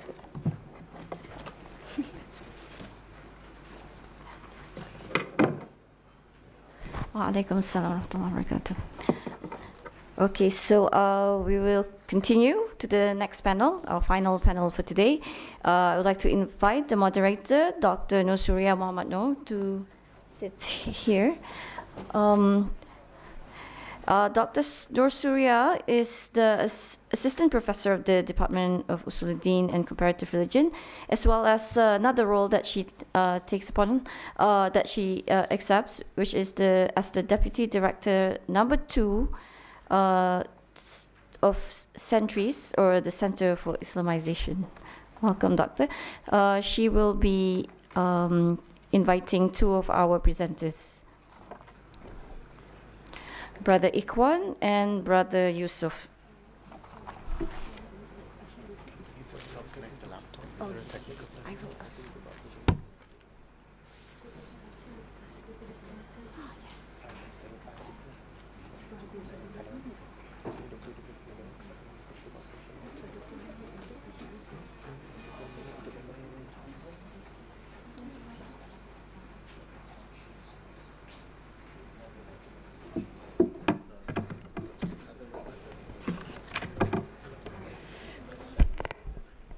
Okay, Bismillahirrahmanirrahim. Assalamualaikum warahmatullahi ta'ala wabarakatuh. Welcome to panel discussion session 4, which is the final sessions for today. And for these sessions, we have two presenters, Brother Muhammad Ikhwan Azlan and Brother Muhammad Yusuf. And for each presenter, you have 20 minutes for your presentations. Okay, yesterday we were enlightened by the presentations of Dr. Muhammad Chantov on Kalam and its relation to fiqh and usul fiqh. And today our two presenters, they will share with us their discussions on Kalam and modern sciences, inshallah. Okay, before I call our first presenter, allow me to briefly introduce him. Brother Muhammad Ikhwan Azlan, he is currently a lecturer at the Departments of Islamic Thought and Understanding, Center for Core Studies, International Islamic University College of Selangor, Kuala, Malaysia.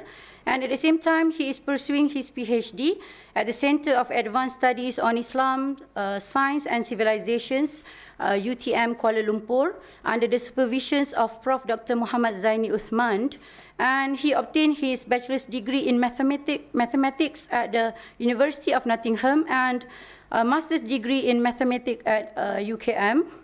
And now, please welcome Brother Muhammad Ikhwan Azlan to present his paper. Tafaddal mashkura.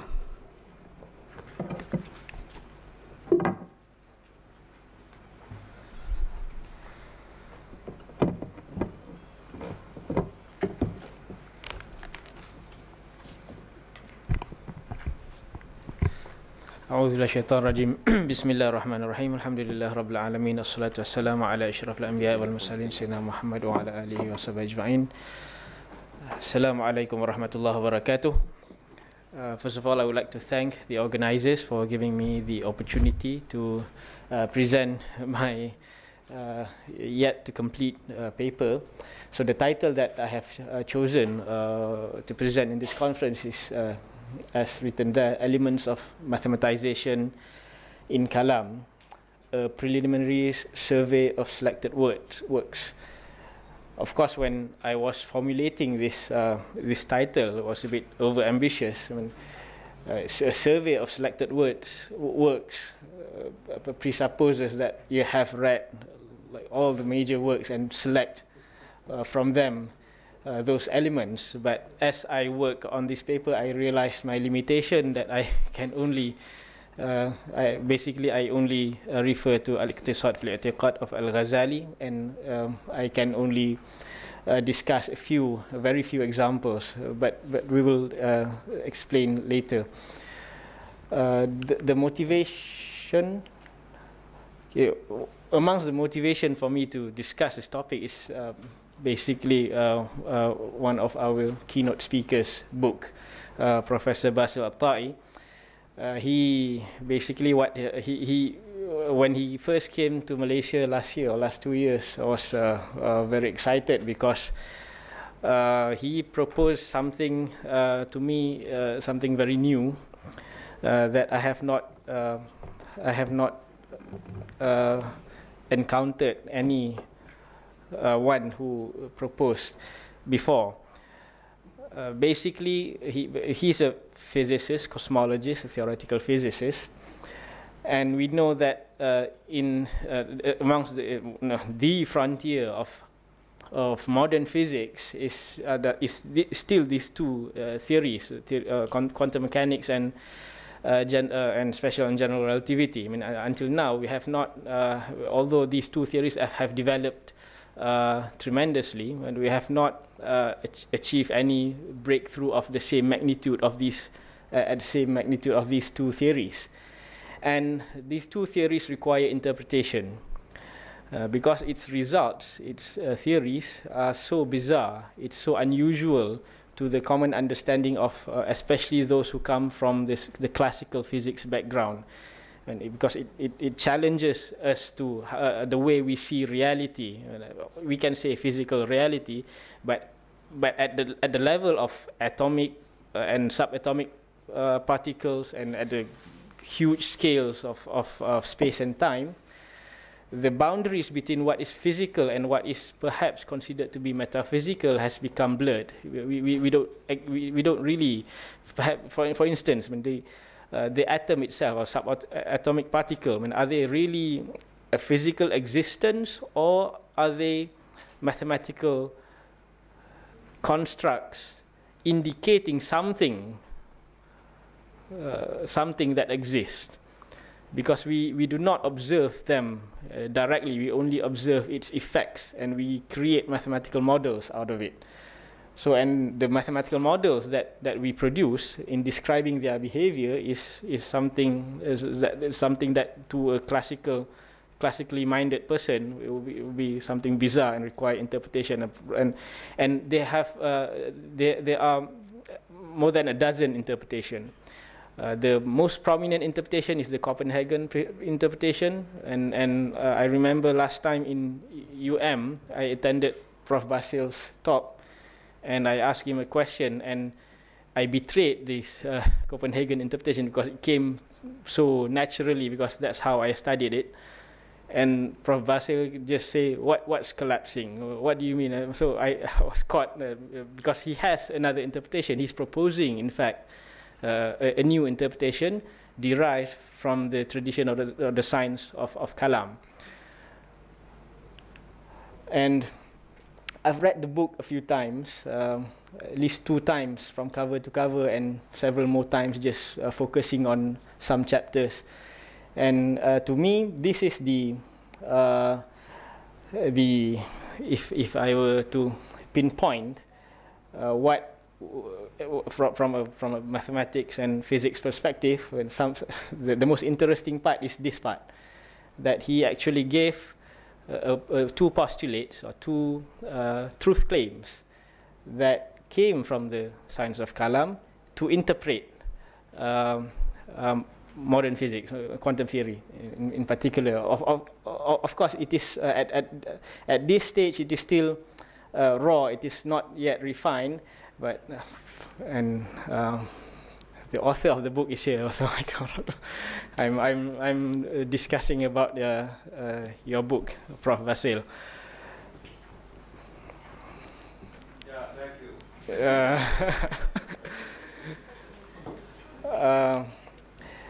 But earlier, 2 days ago, when he in his keynote, he mentioned something very interesting as well to explain the phenomena of the double slit experiment. That when he made an analogy with the frequency of creation and recreation with the blinking of the eye, so that it cannot distinguish that. So this is, to me, this is something very profound and new, and it is most meaningful because it came from the science of Kalam, and it engages directly modern physics, and it has the potential to be developed into real theory, physics theory, and that gives about real results. In another chapter in that book, he quoted Paul Davies, and there is evidently a crucial concordance between, on one hand, the laws of physics, on the other hand, the computability of the mathematical functions that describe those same laws. This is the question: why nature exhibits mathematical characteristics? Okay, before that. And this is my interest in all this is precisely this, because we can see mathematics as just purely a rational construct to describe physical phenomena, or in the Kantian category, he called it the a priori synthetic a priori judgment of the possibility of mathematics, so that you have a domain of mathematics, and there's a natural phenomena or laws of nature, according to Dr. Basil, and then the mathematical aspect of that laws of nature or natural phenomena is physics. However, in the what's interesting about modern science or modern physics is that the role of mathematics is not only descriptive. I don't think it is merely we observe phenomena and we construct our rational construct in mathematical formulation to describe the phenomena, but in the history of physics in the last 100 years we have made discoveries through mathematics. I mean, it's also somewhat prescriptive. I mean, from your mathematical formulation, we deduce theories about nature, and later on verify it through experiment. So that intrigues some physicists, particularly perhaps we can mention Eugene Wigner. He wrote that famous paper, the unnatural effectiveness of mathematics in natural sciences, unreasonable effectiveness of mathematics in natural sciences. But so the domain of physics has expanded. I mean, it's not just a mathematical construct, but through mathematics you derive, we deduce also newer insights into the nature of physical reality. So this is just a rough intuitive Venn diagram just to capture what I meant. So it might expand to include some perhaps non-mathematical aspects of natural phenomena, and at the same time it also expands. It includes the pure mathematical. When the pure mathematics becomes physics, but it could also expand in this way. I mean, it may cover even the not mathematics and non-natural. I mean, because we don't have real clear demarcation between what's physical and what's metaphysical. In the past, it has been sublunar is the physical, the beyond the moon are all metaphysical. But that is no longer the case. Now, during the time of I forgot to mention the Pierre Duhem. He was a physicist. He wrote extensively on the history of science. During his time in the late 19th, early 20th century, during his time, the atom itself is controversial. I mean, they don't really. Some physicists believe in the existence of atoms, some don't. And when Duhem decided to believe in the existence of the physical atom, to him it's a mathematical entity. It's a it does not exist, but it's just mathematics. It's just an object of the mind, or in the scale of maratibul wujud, perhaps wujud dhihni. Its existence is only in the mind. It's not a physical. Okay. If you can remove this circle in the middle, yeah, and try to make the overlap larger, remove the circle in the middle, and make the intersection between mathematics and nature larger. That's what you are going to say. That was the previous one. Yeah. Remove this circle. Yeah, but this one. The amount or the area of the intersection. Yeah. By bringing both nearer. This one is increase the amount of intersection. This one is the possibility that it goes beyond even the two. Yeah. What I said remains to be valid. All right. Okay. What I said in the book remains to be valid. All right. Okay. Yeah, this is Duhem, the person I just mentioned, and he in the book to save phenomena. I mean, it's a translated work from French. He pointed out to the historical origin of the idea, the process of mathematization. He mentioned in the book, which is basically a translation from Simplicius' commentary. Plato lays down the principle that heavenly bodies' motion is circular, uniform, and constantly regular. Thereupon, he sets the mathematicians or the geometers at that point the following problem: what circular motions, uniform and perfectly regular, are to be admitted as hypotheses so that it might be possible to save the appearances presented by the planets. So the history of astronomy is where we look at when it comes to this period of time. And therefore, you have concentric circles, whether geocentric or heliocentric, and you construct epicycles just to preserve what you observe. Because when we observe, it's not exactly secular, so you have to modify things a bit. You have to introduce equans and deference and etc. And so the point is that circular and saving the appearances. Okay, now because my topic is about mathematization, I'm not going to discuss much about the historical aspect, but the circular, how do they define circle? So what is mathematization? Okay, let's look at that circular. What is a circle? I mean, perhaps the definition goes further back, but we can point to Euclid, who wrote the Elements, where he defined a circle as a plane figure contained by one line, such that all the straight lines falling upon it. By line, he does not necessarily mean straight, according to Euclid. Upon it, from one point, among those lying within the figure are equal to one another. Or equivalently, if you want to put it in a modern way of putting things, a closed planar curve that is equidistant to a fixed point. That is basically a circle. Even without this definition, I mean, everybody understands what a circle is. But sometimes when you want to work on a theory, you want precise definitions, you start giving definitions like this. So that it rejects anything that is not circle, and it just includes exactly what is circle. And then we fast forward, we cannot go all the details, historical details. We fast forward to Descartes, because these are amongst the major milestones. So Descartes introduced the system of coordinates. So now circle becomes a set of points following that formula.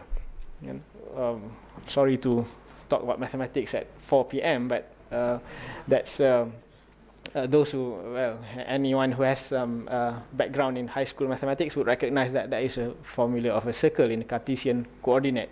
The center would be the coordinate AB, the radius would be R. So it becomes like a set of points. We fast forward to modern pure mathematics. So this is a definition of circle. It might appear alien to anyone who does not study modern mathematics, but we have precise reason why each of those elements need to be there, and this is a generalized circle. There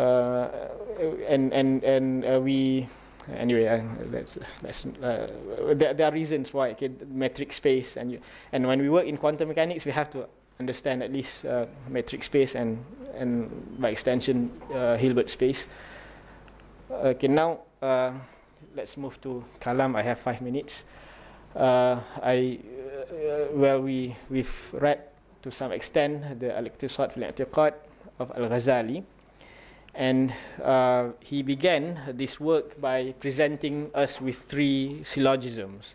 Okay, this is not unique to Al-Iqtisad fil I'tiqad. It is true also to some other works by Al-Ghazali, that before he began his discussion in Kalam, he establishes 3 syllogisms by which he will simply use these 3. All arguments will follow these 3 syllogisms. So if you don't believe in any of these 3, make sure he will convince you that they are valid.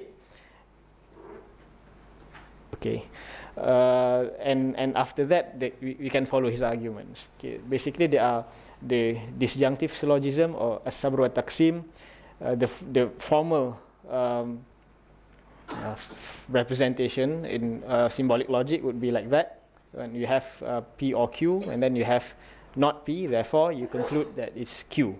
And then the usual modus ponens, or istithna, and reductio argument, which in modern symbolic logic is basically the same structure.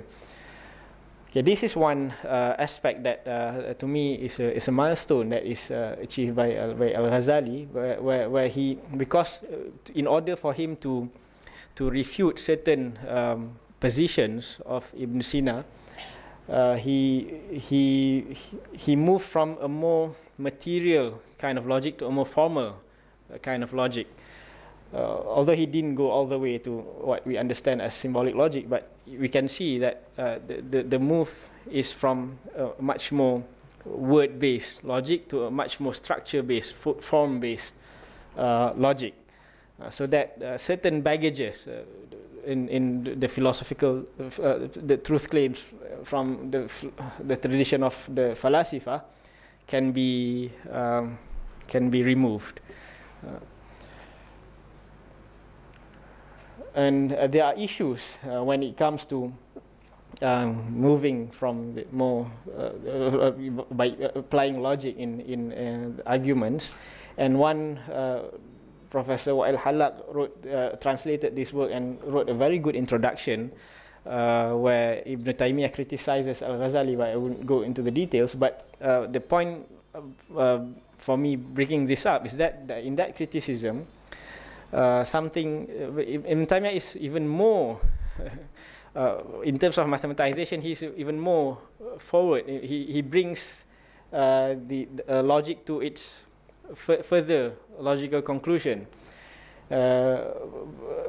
If we hold on to some kind of naive realism, then the result will be some kind of very nominalistic worldview. I mean, the logic will become just a play of rules that you don't really arrive at certainty, or if you arrive at certainty, it's a certainty that you have arrived at even before you apply those rulings anyway.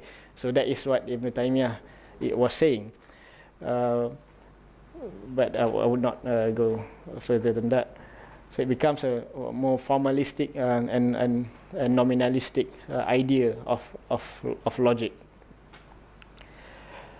Okay, now, so that is one example of the process of mathematization in works of Kalam. The other example, this is a smaller example in Al-Iqtisad fil I'tiqad as well. Imam Ghazali in his proof of the non-pre-eternity of the world, he uses the argument of the revolutions of the orbits of the Sun or Jupiter to show that it is impossible for it to be infinite. He said that he uses the reductio argument. If it is pre-eternal, then what any quantity must be either even or odd. That is a trick that mathematicians use all the time. But if it is odd, then it's one less than an even. So an infinite cannot be one less than even. So it leads to absurdity. So what leads to absurdity must be absurd. So the opposite must be true. In Tahafutul Falasifa, he entertained further that the possibility that those the quantities that are that is infinite may not have the quality of being even or odd, but he rejects the possibility of an actual infinity. So still, it is absurd. But of course, this can be 1 minute. Okay, this can be discussed further. And then finally, this is the last example that I'm going to discuss today: the discussion of Arad, the Jawhar and Arad. And he gave many examples, so Sukun wal Harakah and the Alwan, etc. And this is an extension. I mean, when we reflect back what has happened in modern science, is that many of those a'rad that previously we considered to be a'rad have, through mathematics, becomes like an essence. Because if we say essence as mahiyah, as what it is, then the color rate, that precise color rate is the frequency. When Dr. Basil has explained this in some of his talk. So we have a clear definition of an attribute. So here we can also see mathematization as the essentialization of a'rad. So that's all. Thank you.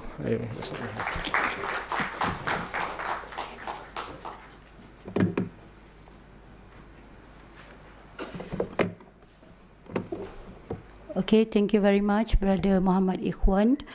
And now we proceed with our second presenter, Brother Yusuf Samit. Once again, allow me to briefly introduce our second presenter. He currently works as a trainee mufti at the General Authority of Islamic Affairs and Endowments, Awqaf, Abu Dhabi, wherein he specializes in providing Islamic spiritual guidance to the English-speaking community across the UAE. He is also a PhD candidate at the University of Nottingham, working on a semantic analysis of the evolutions of consciousness. He's obtained his bachelor's degree at the University of Birmingham and a master's degree in Islamic finance from Aston University. His academic interests lie in the domain of Sufism, philosophy of mind, sacred economics, and applied practical philosophy and ethics. And his topic is towards an integrated Islamic model of philosophy of mind and its implications for Kalam. Tafaddal mashkoora, Brother Yusuf.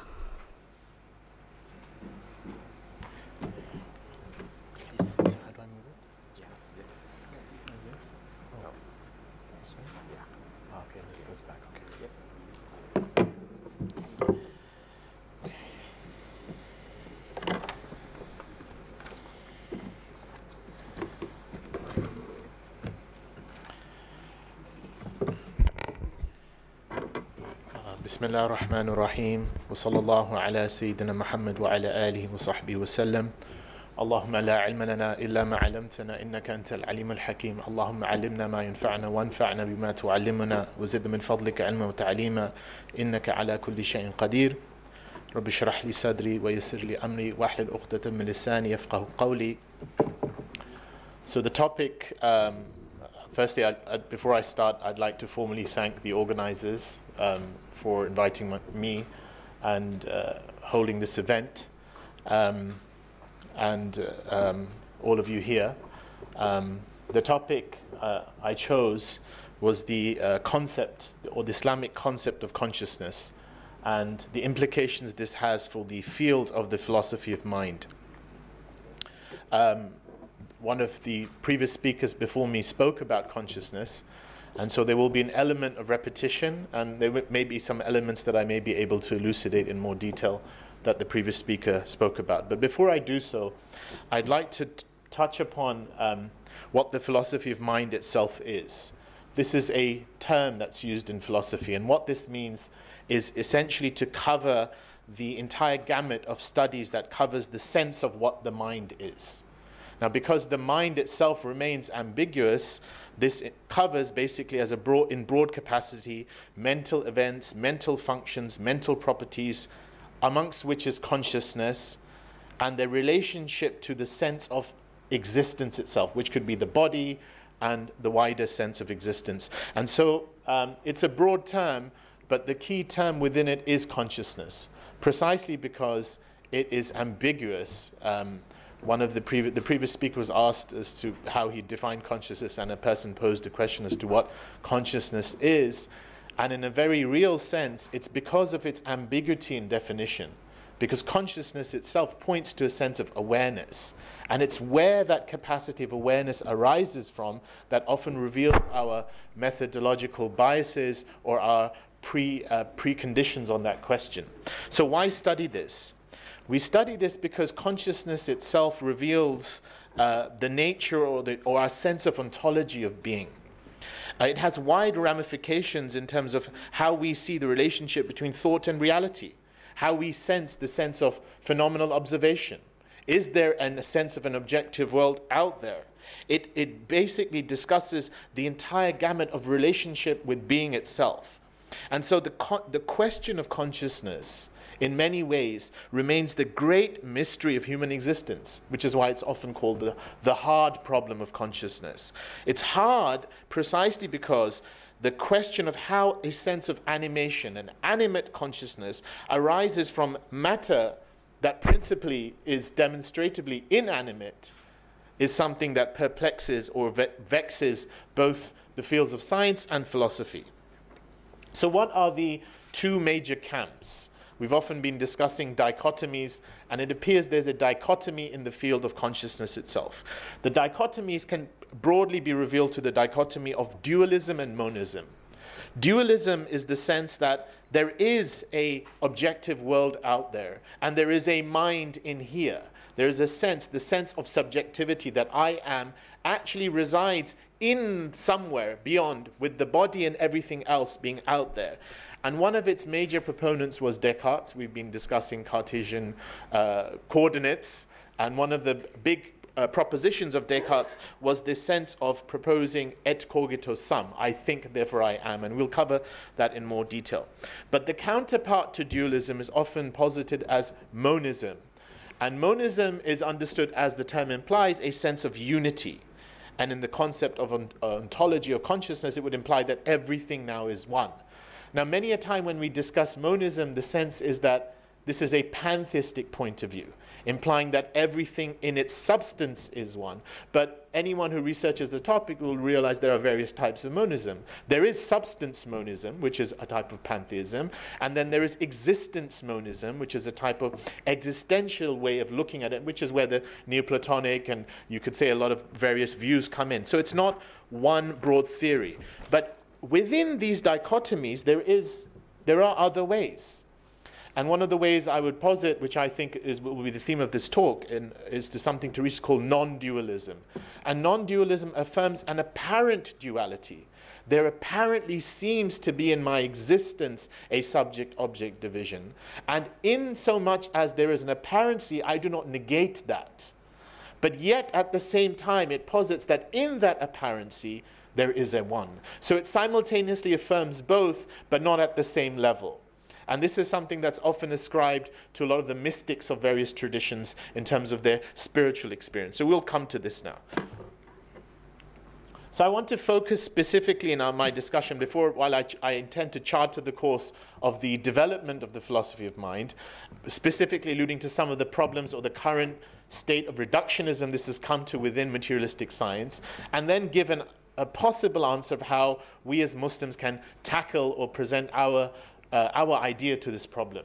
So Descartes remains one of the key figures in this whole debate because he was one of the first people to posit this body-mind division. And in his, this was actually an illustration of Descartes because he literally believed that there is an objective world, sensory input comes in. He believed that the soul is an immaterial substance that resides somewhere in where literally the back, the pineal gland, is where the seat of the soul is. So it was a very dualistic perception of being. And this is why we have some of these quotes, I think, therefore I am.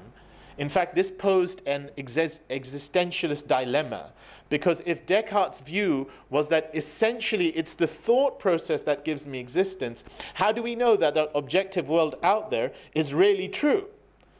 And this is why when he'd say, well, he said, strictly speaking, I am a thing that thinks and exists, a mind, a soul, and I'm a real existing thing, but even if the objects of my sensory experience don't exist outside me, and they're simply mental events, they still occur in me, and my experience is that they are true. And this actually posed another question as to, because Descartes did believe in God, and he did believe in the sense of a soul. And I'll mention this because the story goes on from Descartes, but the question would then be, how do you know you're not tricked by the devil? And his position was, God, I have a good opinion of God, and God is unlikely to do that. So that was Descartes' position. Now, the problem with that initial splitting of what's known as the Cartesian self, the self that's entrapped within an automatic prison of the flesh, there becomes this sense of separation through containment. That there actually is an inside or an outside. That there is now my inside and there is your inside. And in fact, Descartes' contemporaries, Fontenelle being one, would then go on to carry out all series of experiments on dogs because they believed they were literally just automatons. They did not have a soul. So they would plaster them with their four limbs and carry out, because they felt, well, their cries are basically they're just like clocks. They emit sounds. The noise is a little spring when touched. So there was a very reductionist kind of sense. And so what this caused was, the British philosopher Gilbert Ryle calls this the sense of the ghost in the machine. Because Descartes set up this machine-like sense, and somehow human beings, though, because Descartes preserved the sense of the soul, there's a ghost in that machine. Now, the question then became, as obviously science progressed from Descartes into a more natural, sort of biological naturalism, is that, as Daniel Dennett would then go on to say, that we don't need this sense of the soul, this Cartesian theater. We don't need this sense. Essentially, everyone's just a machine. And so the display, when we discuss some of the people who are discussing this field now, someone like John Searle, who's very important in the term philosophy of the mind, is to speak about something known as biological naturalism, which means that it's no longer a sense of the soul, but that everything that's to be given primacy. So Karim mentioned, I believe, the consciousness is primary. What's given primacy is the material. So once the material is given primacy, then the sense of consciousness is seen as epiphenomenon of neurological activity of no longer the mind, because the mind is ambiguous, but the brain. And so you'll have someone like Sam Harris say, there is no place in the brain for your soul to be hiding. And so and he would note that what the challenge then is there, because now there is a sense of correlation of neurological activities to individual events. So basically, they fire, some neurons are fired off when we see, when we touch something else. There's the left brain, the right, there's a certain correlation. Now, their understanding is this correlation will unravel the study of consciousness, because micro changes that occur in the brain can be studied independently in a more holistic sense to reveal what consciousness it is itself. And so someone like Sam Harris would then say, Sam Harris is very interesting because he actually meditates and has what he calls unitive experiences. But to him, these big experiences of oneness are also epiphenomenon of the brain. It's just the power of the brain to generate these experiences. So he says a mature neuroscience promises to offer the proper explanation of what human consciousness is. This will reshape the nature of how it is to map consciousness. So it becomes a process of mapping. Once we realize this thing leads to that, that thing leads to that, we map it all together. And this phenomenon of binding disparate groups of neurons in synchrony, like a musical note, supposedly produces being itself. Now, you can see where this is heading.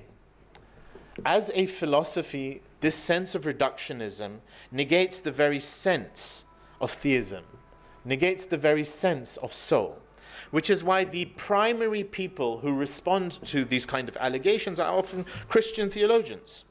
And they posit that the hard problem of consciousness remains, because that sense of subjectivity is beyond the realms of science. So someone like Richard Swinburne, who's a very prominent theologian, Christian theologian, in his book, The Evolution of Soul.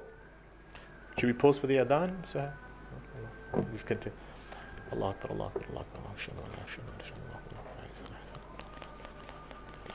So someone like Richard Swinburne, in his book, The Evolution of the Soul, proposes that it's precisely the mystery of the mental life and the fact that it cannot be explained through physical events. It's precisely that subjective element which points to the immateriality and the sense of reality of the soul.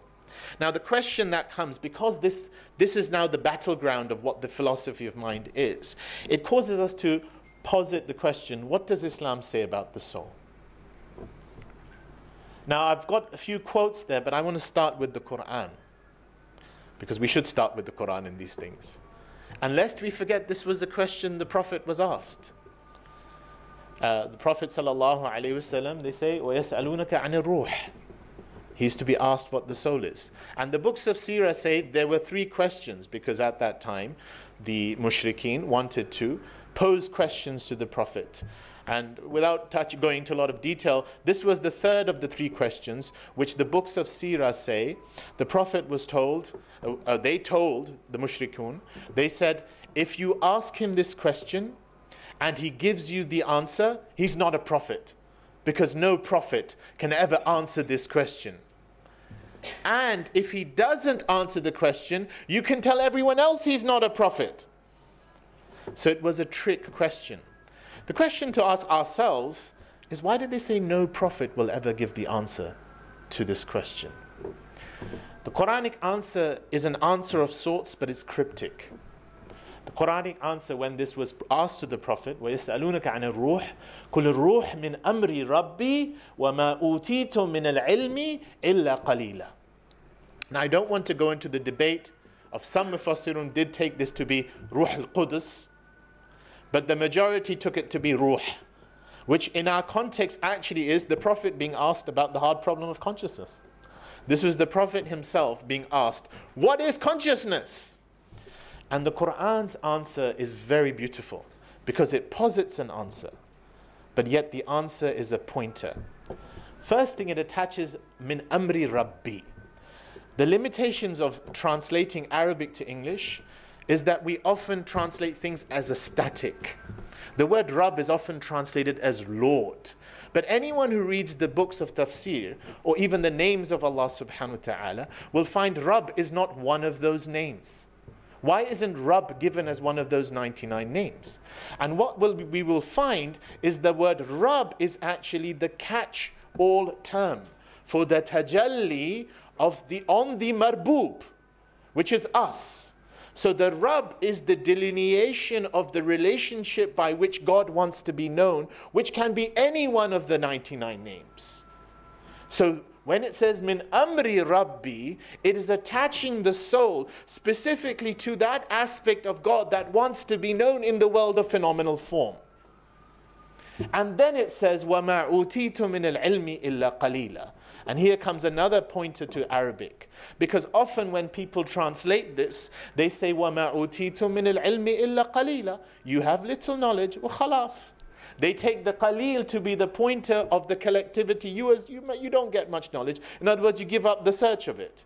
Whereas once again, if you read the books of tafsir, Tafsir al-Baghawi, Tafsir al-Alusi, Tafsir al-Mawardi, Tafsir ibn Kathir, all of them quote Ibn Abbas, who is considered the mufassir of the Quran based on the Prophet sallallahu alaihi wasallam, as saying on this statement, وَأَنَا مِنَ الْقَلِيلِ. I am from those few. In other words, the qillah, the less or the paucity of knowledge of the soul is not the ilm itself. It is the paucity of the few who will gain the ilm. Because knowledge in Islam is not denoted through sutur, through lines of text, but denoted through sudur, through the hearts and the breasts. Which is why the Prophet ﷺ said, knowledge will be taken through what? Not through the going and disappearing of books, but through the death of the containers or the ulama, the people who have that knowledge. So what this question or the answer is actually saying is that it is an affair of experience, of coming to know your Lord, but only few will come to know it. So why did it pose that question? Because once we come to know the domain of experiential knowledge, we will come to know that discourse, in so much as conversation, be it be written or spoken, only has efficacy, only has value when there is a common sense of understanding.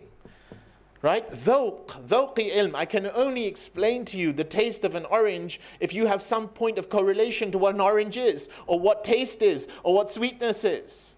And because this becomes, there are stratified, basically the understanding is there are stratified, there are layers of knowledge, is that this knowledge cannot be given just in discursive format. This knowledge has to be given through experience. So from the very beginning, Islam's answer to this question is not an answer that can be given as a list. It's not an answer that can be given as a book, but it's an answer that points to the realm of experience. Now what did the mutakallimun, and this is very relevant, speak about the soul, because they obviously went into this question. We find very early on Imam Ghazali and others taking what some would say a neo-Aristotelian view, but moving away from the sense of materiality of the soul, posing it as a sense of jism latif, a subtle body, We find that Al-Aiji and others would then go on to say that it's jawhar mujarrad. It is actually immaterial.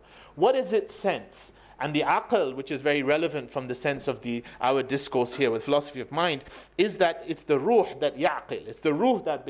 So the sense of cognizance is not based on a physicality. So the ruh is just that awareness that we have of being itself. Okay. Now, and that's why we find in the books of tasawwuf, we'll find different definitions of the nafs, qalb, ruh, and sir. I like sir because sir actually means secret, but it's not meant secret, it's meant open secret. So the idea is that there are some, once they get it, وَأَنَا مِنَ الْقَلِيلِ, they can wink to those who get it, and everyone else doesn't get it because they haven't reached that level yet. Okay, so how do we define this now within the Islamic paradigm? One of the discussions we've had, and there are various paradigms we can look at it. We can look at it from the individualistic level, we can look at it from a collective level, we can look at it from an ascending level, we can look at it from a descending level. These are all paradigms by which we approach this question, which is why I appreciate the fact that someone asked about Maratib al-Wujud. There is a sense of the great chain of being, how that's been discussed. There are various levels. There are books by Abdul Karim al-Jili.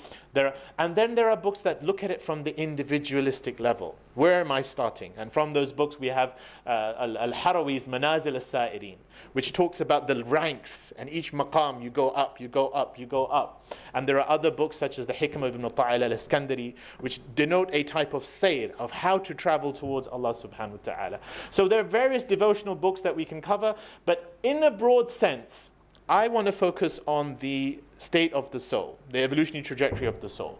And there are, once again, based on the Quran itself. Now the Quran will speak to the functions of these souls. It uses the word nafs actually. We could find 3, 5, or 7 models. And I want to focus on the 7. If those of you who want to study some of this may want to read the book by Abdul Khaliq al-Shabrawi, an Egyptian who wrote about the 7 degrees of the soul. Now, in a broad sense, and all of these, there are Quranic evidences, but time doesn't permit me to tell you the verses that point to these actual terms. But because I've got 1 minute left, I'm going to cover very quickly the nafs al-ammara, nafs al-lawama, nafs al-mulhama, nafs al-mutma'inna, nafs al-radiya, nafs al-mardiya, nafs al-kamila. Now, those things point to an evolution of the soul. But the first point, it actually points to what's the primal experience? Because in Islam we're discussed as that we come into this world ala fitra. Kullu mawludin yulid ala fitra. Everything comes on fitra. So what is that primal state? That primal state is that primal experience of the soul. Alastu bi rabbikum. Because this is the primal verse, right? قَالُوا بَلَا شَهِدْنَا. Every soul said, I had mushahada. Every soul said, I saw. Once again, the word Rabb comes in. Rabb is that catch-all term of every single tajalli. Every single manifestation of God was seen by the soul in that oneness of his manifestation. That oneness coming manifest in a multiplicity. Now it comes into this world. And it comes into this world with that fitra salima. But at a very young age, something develops. And the Quran once again speaks about this. It says, Kalla innal insana layatagha arra'ahu istaghna. Mankind goes tagha. He goes beyond the boundaries of what? Boundaries of that fitra, the boundaries of that experience, in that he sees himself and istaghna. Ghina. He sees himself as independent. The archetype that the Sufis use is ana, ananiya. Which is why they say the very first word shaitan posed, who represents not only in the real sense, but in archetypal sense, the way of going astray, is he said, Ana khayrun min. I am better than him. That sense of separation, that sense of individuation is the nafs al-ammaratun bis-su. Why is it command to evil? Because it posits from the very beginning that I exist by myself. Once that changes, that's why it becomes beloved. Allah swears by the nafs al-lawama. It means it started to turn back at that individualistic tendency. It started to turn back. And then it goes on. Nafs al-mulhama. فَأَلْهَمَهَا فُجُورَهَا وَتَقْوَاهَا. It's to enter into the journey of suluk. It started working on itself. Then usually the Sufis say the 4th stage is mutma'inna, because it has a type of wusul. It has a type of arrival. And the Sufis say, إِنَّمَا الْوُصُولِ إِلَى اللَّهِ وُصُولِ الْعِلْمِ بِهِ. It's come to realize the very first imperative of Kalam. فَعْلَمْ أَنَّهُ لَا إِلَهَ إِلَّا اللَّهِ. Know that he is one. La ilaha illallah is an ontological statement. It's not a statement of intellect. It's a statement of ontology. Why? Because Allah subhanahu wa ta'ala counterparts uluhiyya with the falseness of being. Allah says, لَا تَأْخُذْ مَا اللَّهِ إِلَهًا آخَرٍ. Don't take another false God apart from me. Then he says, La ilaha illahu kullu shay'in halik illa wajha. So he made halk the condition of falseness when it comes to ilah. So false being is everything else. Kullu shay'in halik illa wajha, which is once again that manifestation that wants to be known, him, his reality. And so la ilaha illallah is an ontological statement. So they have itminan because they arrive at the reality of that ontology. Radiyatan mardiya, we know the verse. Radiyatan means they're going closer, they are now pleased, but mardiya points to them being pleased. It's a mirror relationship. The soul actualizes itself as a mirror. Fadkhuli fi ibadi wadkhuli jannati. And I'll end here. I have to end here because it says finish the session. Now, enter ibadah, enter Jannah.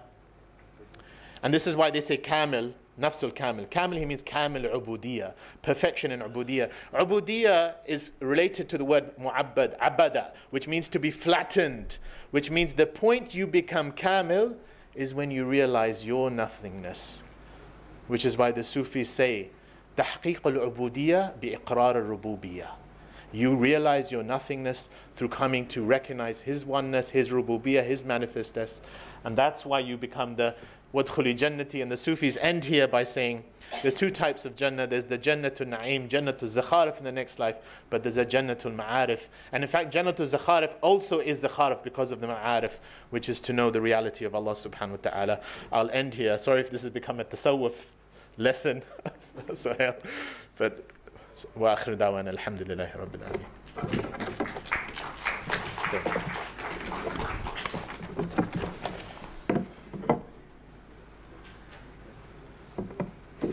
Okay, Alhamdulillah. Thank you very much, Brother Yusuf, and also thank you very much, Brother Muhammad Ikhwan, for your fruitful discussions.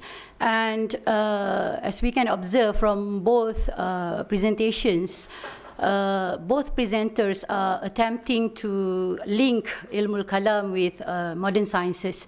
For example, the first presenter, he highlighted the elements of mathematizations in Ilmul Kalam based on several works such as from Prof. Basil's as well as Duham's works. And also our second presenter, he integrated Islamic theology with the theory of mind.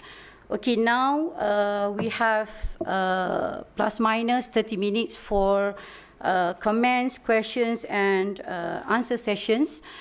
So now I open the sessions, and please introduce yourself and to whom you address your comments or your questions. Tafaddal mashkura.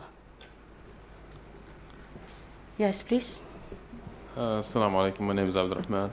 I just have a question to Sheikh Yusuf Jah regarding the fitra.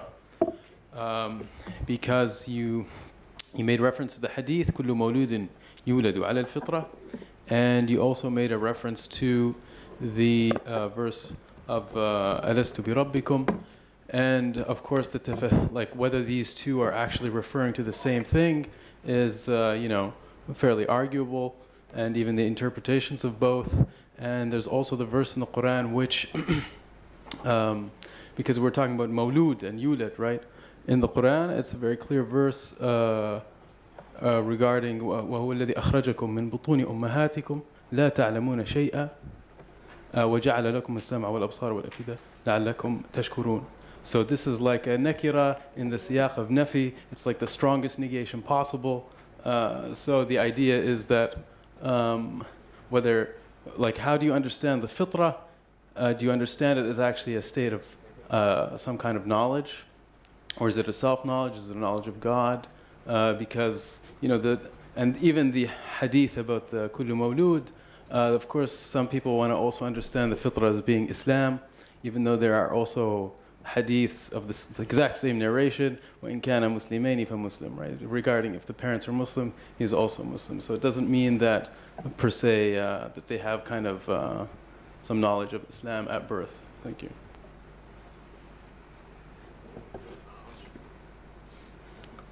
So I think ulama have spoken about this, and can you hear me, Rahman?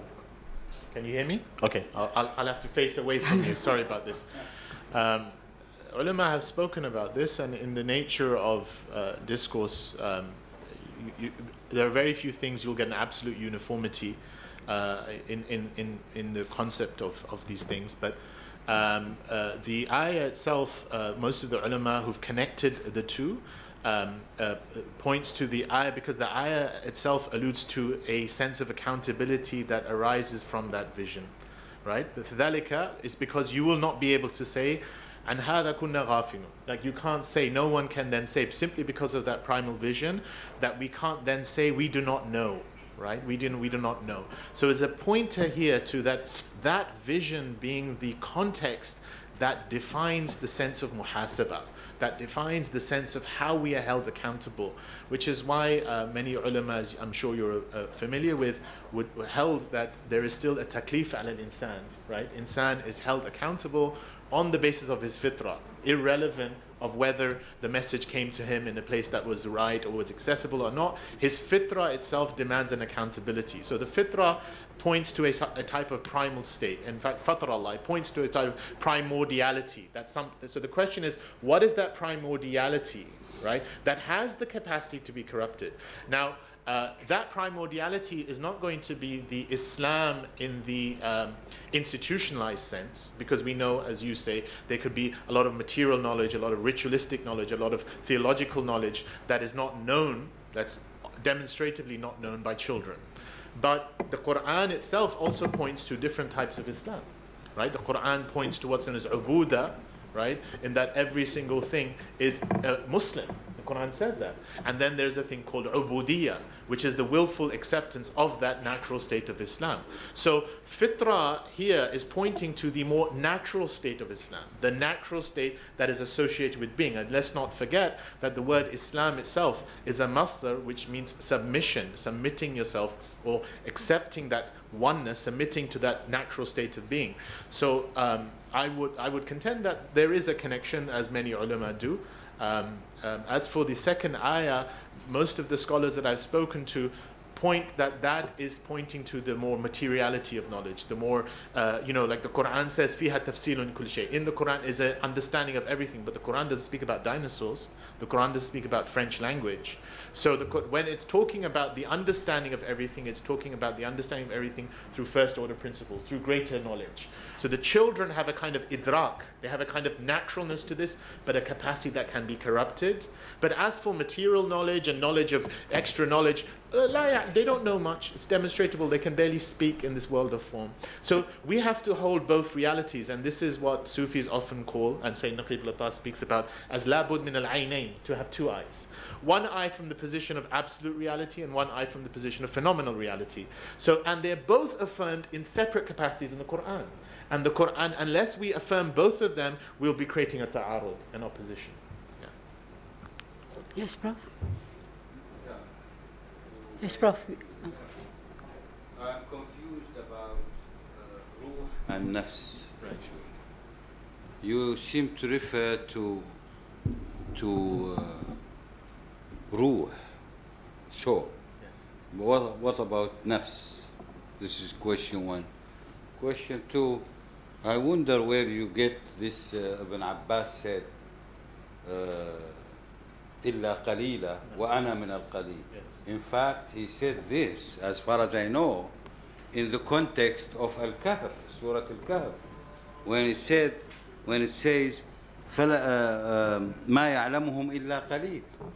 In Surah Al-Kahf, سيقولون ثلاثة رابعهم كلبهم ويقولون خمسة سادسهم كلبهم رجما بالغيب ويقولون سبعة وثامنهم كلبهم قل ربي أعلم بعدتهم ما يعلمهم إلا قليل قال ابن عباس وأنا من القليل كانوا سبعة وثامنهم كلبهم. Where did you get it? إلا قليلا. إلا قليلا is different. Thank you. So, in a very broad sense, terms are used in different ways. So the nafs literally means self. And so that's why the Quran actually posits different types of selves. It says nafs al-lawama, nafs al-amaratun bis-su'. Seven. Now it doesn't mean they are different in terms of it. They talk the different in terms of a degree of actualization of their own selves. So the substance, we can argue, is one. Now nafs becomes the collective term for the sense of self. Now this is a type of mustalaha. Usually the Sufis, when they use the word nafs, they mean the lowest degree, nafs al-amaratun bis-su', because they mean nafs as in nafsi, right? It's that amaratun bis-su'. Why? Because the nafs is now inclining to an ananiya. When they use the word ruh, they mean there's a higher degree of actualization. When they use the word qalb, they mean the qalb is now mulhama, the qalb is yataqallab, it's able to be moved. And so this is now a type of mustalahat, right? So usually the entity, that's why you'll find if you read Abu Qasim Qushayri's Risala or Imam Ghazali's Ahya, it say all of them are one. All of these is the same latifa, it's the same reality. But the term that's used for it is contingent on the attachments and the degrees of actualization of its own potentiality, right? I meant in English, is it ruh, right, spirit, or is it soul? Well, I mean, this is the aslan ruh, depends how you want to translate it. I would translate it as soul. Some people use a difference between spirit and soul. To me, these are synonymous terms. Yeah. Second question. Yeah. The second question, I'm quoting from secondary sources. So as I said, and this often you'll find if you read books of tafsir, you'll find that these things are regurgitated and used in different contexts depending on who. So actually in the actual Tafsir Ibn Abbas itself, we don't find this quote. But Tafsir Ibn Abbas is not collected. It's not a complete tafsir. But we find in Al-Baghawi, in Alusi, in Mawardi, and Ibn Kathir, specifically on this verse. On this verse, if you look at their tafsir, they will say, قال Ibn Abbas وَعَنَا مِنْ الْقَلِيلِ. Now it's possible they could have extrapolated it from that and used it there. But what I'm hoping to point to is that historically in this ummah, there has been, by use of its ulama, an understanding of this verse that it's not the knowledge itself that's little. It's the limited number of people who will actualize the knowledge. And that is consistent with the Sufi worldview. The Sufi worldview is that these are not eternal unknowns. These remain within the capacity, but they are experiential. Which is why Imam Ghazali famously, as a mutakallim, would stop short and say, okay, scholastic theology or kalam remains at its level, but if you want to go higher, you have to take the path. You have to work because it's ilm al-dhawqi, right, which involves mujahada, which involves all the takhliya and all the tahliya. But according to Arabic, it should be qalilan, referring to al-ilm. You can. وَمَا أُوتِيتُم مِّنَ الْعِلْمِ إِلَّا قَلِيلًا قَلِيلًا حال. It can go to both. It can go to ashab al-ilm. It can go to ashab al-ilm. The ashab is mahdoof with the ilm. Because ilm aslan indana is ahl al-ilm. وَمَا أُوتِيتُم مِّنَ الْعِلْمِ لَيْسَ مِنْ أَصْحَابِ الْعِلْم. But that's the point. Arabic allows min al-ilm for us, because our construct is that ilm doesn't exist except through people. Our construct is not, ilm is not something out there. Our construct is that ilm is aslan through people. And so once we understand that, then it's the people that it refers back. But this is, obviously you can interpret it both ways. I mean, the question becomes, if you interpret it one way only, and you say, this is it, then what you're doing, and what the Sufis would say, is you are shutting the door on saying that that knowledge can be realized. Because you're saying, you've only got little. Yeah. Right? Which is the case. Okay. We'll have to agree to very little. Yes, please, brother, please.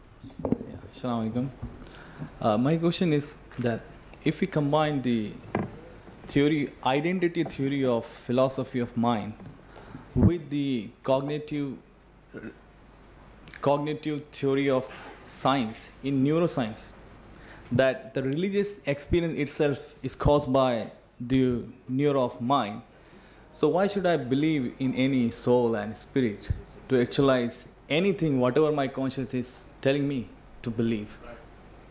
Why should I believe them? And so that actually is the fundamental reason, because if that position is so reductive that it reduces everything to epiphenomenon of the brain, not even the mind, of the brain. So ultimately, no matter how beautiful, how wonderful, how great what you're conveying to me is, how liberating, how lovely, how transcendental my experience is, it's just brain activity. So the only argument back to that will be actually to the sense of, that's why there's an argument to point to, is that true from your own experience? Why is it that that same brain activity, if I was to reduce you to that, feels a sense of horror, feels a sense of abasement, feels a sense of loss? It's like that same experience, that same activity is mirroring back to you whether what you're saying resonates or not. Right? So this is why this is such a subtle twist on materialism and atheism, that this needs to be countered, right? And that's why that's the crux of my talk, that we need to affirm the soul, We can't affirm it from a position of materiality, but we can simultaneously question the very philosophy that disavows it, because they have no basis to disavow it. They have no basis to say it remains the hard problem. So why should your supposition of reducing everything to materiality be correct? Right? And that's where we have this whole realm of psychology now, transpersonal psychology. Interestingly, Maslow, when he spoke about his hierarchy of pyramid, his peak experiences were actually, he's speaking about mystical experiences, because Maslow said a peak experience is to transcend the hierarchy entirely. He didn't mean one great experience on the experience, to transcend the sense of me. And then now that's been modified in a different way. So this is where, as Muslims, we need to also enter, we need to enter this debate because of the ramifications this has on people. So can we generate premises and conclusion for this debate? Can we generate? We have a theological premise, but we have to argue the theological premise is tawheed, right? The oneness of God. But that being has come into the context of that oneness, and there is a sense of knowing that we desire to be known, that knowing wants to be known, that knowing wants to be realized. And this is where we come from. The tawheed, by the way, very interestingly, tawheed means the ability to make one. Tawheed, wahada yuwahidu, tawheedan, it's a masdar. So it affirms apparent multiplicity. But it's the ability in that apparent multiplicity to bring and affirm a unity. Yes, please, Brother Sohaib, please. I just wanted to add to that point on what you made. There's a really good book by Raymond Tallis. It's called Aping Mankind. And he talks about the fallacious presumptions in neuroscience where they assume a materialistic philosophy where you can correlate a signal on the map with an emotion. It comes back to Hume's dictum where the is cannot go to the out. What is has no indication on what out to be. So fact values do not have a crossing bridge over to any evaluated state whatsoever. So I would recommend that book if you were interested. That's it.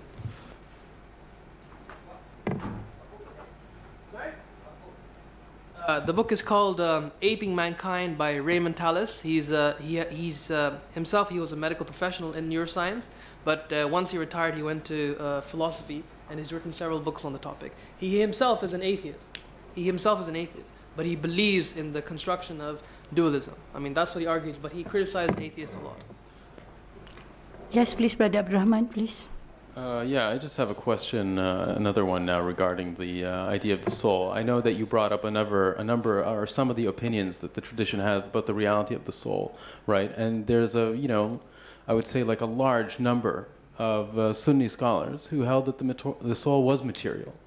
Some said, in fact, there is like the human reality is reducible to the body itself, not even like a property of it being the soul or a subtle substance in it, etc. What I'm confused about is why is there like an automatic acceptance that if you think the soul is material, that this is atheistic for some reason? Like I don't see the necessity between the two schools. Like I can just say, okay, it's brain activity. Sure, it's brain activity, and it's hadith brain activity, and it's requires a muhdith, and God is the one who's creating the brain activity. So I don't really like why do I need to commit myself? It may be good to explain certain activity by saying, look, it's an immaterial substance, like Razi and Ghazali said, but maybe others who said it was, material, or Jalal al-Dawani, who actually says that the soul is tripartite, and that there's part one which is a jism latif, there's a jawhar mujarrad, and another aspect they kind of all combine to create a more complex idea. Thank you.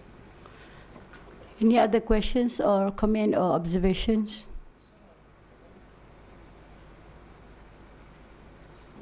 Okay. Am I the only one here? I just want to make sure that I'm not taking all the questions.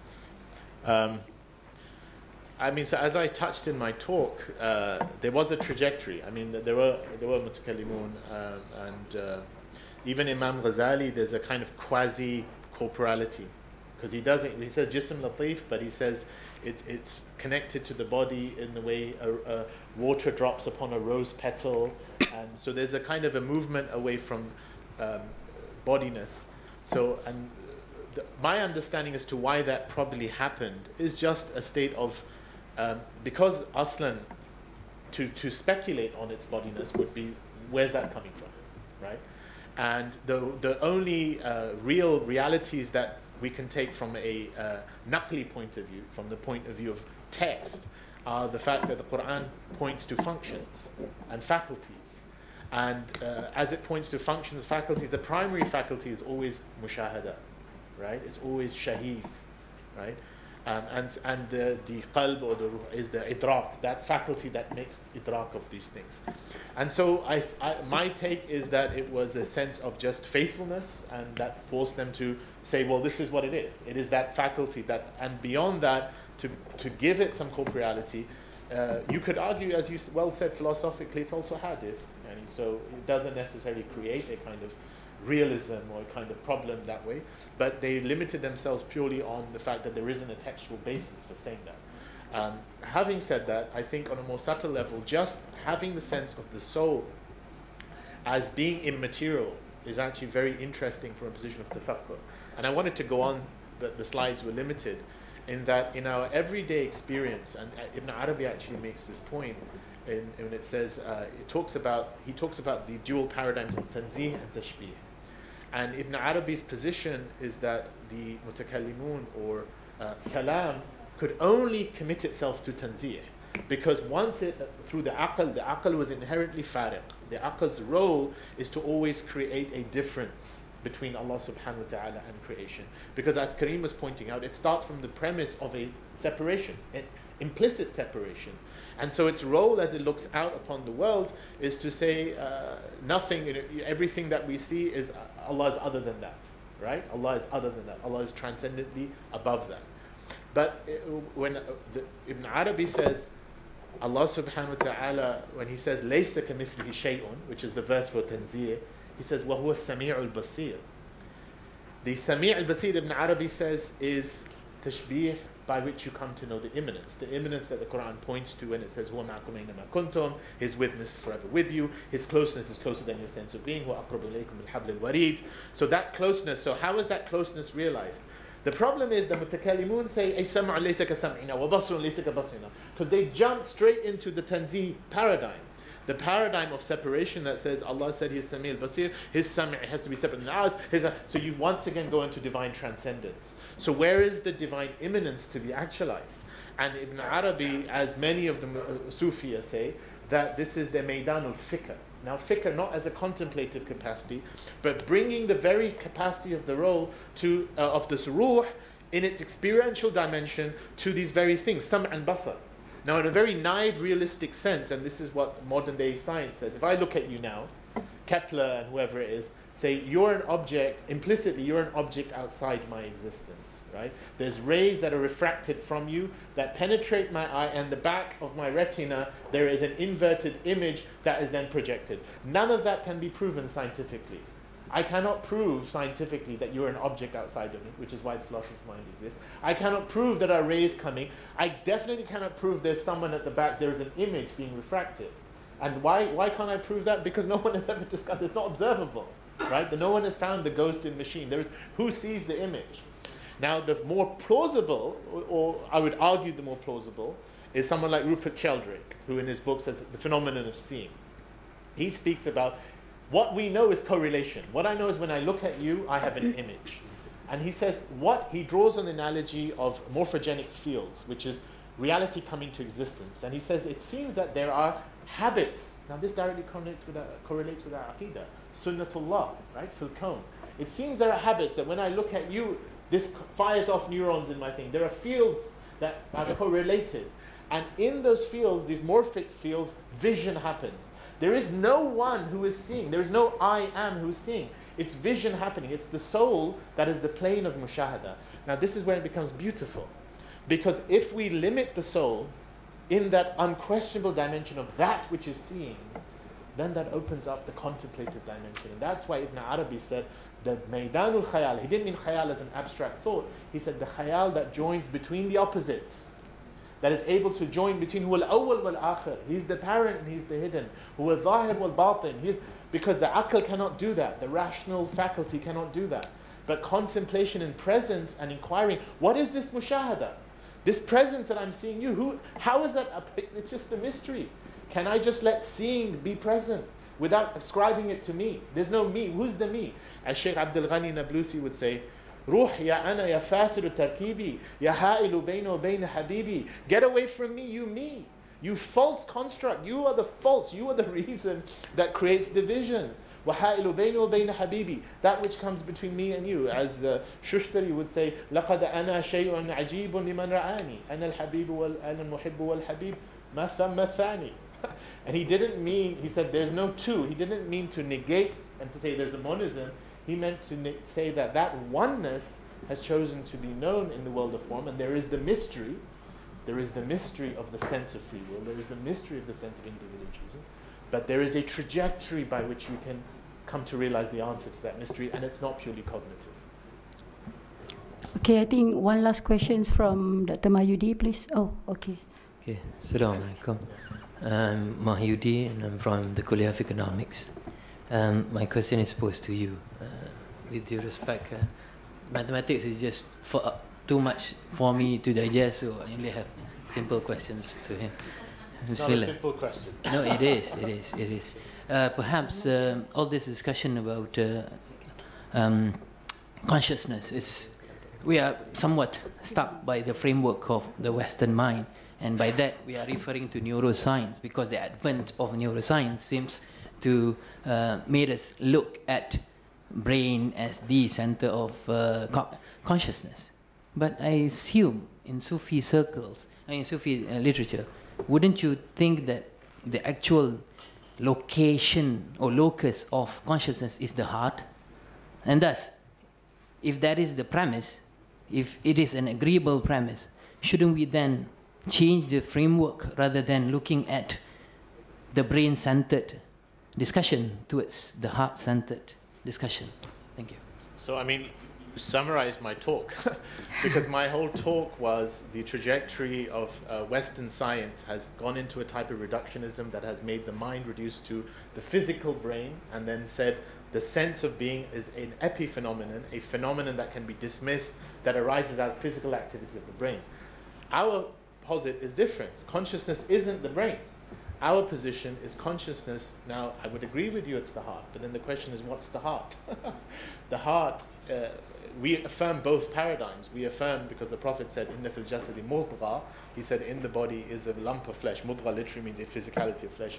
Either fasadat jasadu kullu, if it becomes, the body becomes corrupt, but that simultaneously affirms the sense of spirituality that we have. And so the heart, and I advise you to read various works on the heart, what the heart is, the way the Sufis, or the way the other people, the heart is another synonym once again for the ruh. But the heart is considered that capacity that really comes to know. Whether it is physically or temporality located closely to the physical heart, there's lots of discussions on it, but it is that, once again, that capacity to come to know. Now, what I alluded to in the presentation is that opens up the mystery again. When you say it's the heart, it opens up the mystery again. And the Islamic position is that mystery can only be resolved through experience, or the Sufi position. Let's not say the Islamic position. The Sufi position is that mystery can only be resolved through experience and coming to know. Perhaps actually, once we are able to really measure and observe the heart, we can actually manifest the Sufi experience through proper observation. See, now you've turned the whole thing on its head, because you started your question by critiquing the reductionist paradigm of reducing it. And now once we go back into the heart, what exactly would you be? There are maybe things you can measure, like spiritual states apparently are being measured now as delta waves. So when a Buddhist monk meditates, he's meant to reach what's known as REM. Sorry? Alpha waves and delta waves and beta waves, right? Yeah, beta waves. Yeah. Right, okay, so it mirrors supposedly deep sleep states and so on. Now, but this is now once again is a reductionist paradigm. Does it mean that if I use certain, hearing, if I put in a device that has a different wave here, my brain wave, have I reached the same meditative state as someone who's gone into khalwa or meditation in the Sufi retreat and has felt a sense of transcendence? If we accept that, we're accepting reductive paradigm. So my question is, I'm not negating the sense of being able to measure, but I'm saying when you go into a sense of measuring, inevitably you're often affirming the subject-object division, because the way the empirical method has been designed itself has a kind of dualistic bias. So when we speak about these things, we have to understand that maybe we need to change the sense of measurement. We need to change the way by which we assess these things if we're to bring some type of qualitative measure. I'm not saying, or quantitative measure. I'm not saying there isn't, but when you just said we measure the heart, the question is, what is the heart? That opens up the question again, right? Okay, thank you very much for your questions as well as comments. And also, thank you very much for both presenters for your discussions. I think we should give them a big round of applause. And I conclude this session with my observations that it is possible to link Ilmul Kalam with other as well as modern sciences, and I believe that it is relevant to modern context as well. Wabillahi taufiq wal hidayah. Assalamualaikum warahmatullahi ta'ala wabarakatuh.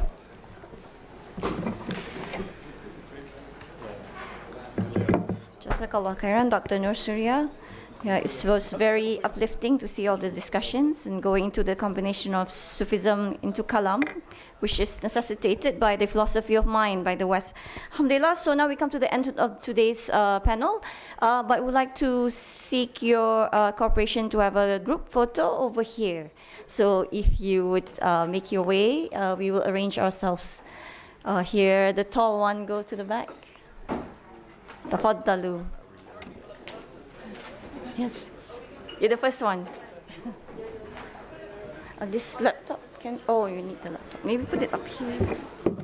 Can you put the laptop up here? Terganggu tak nak letak orang kat sini kan?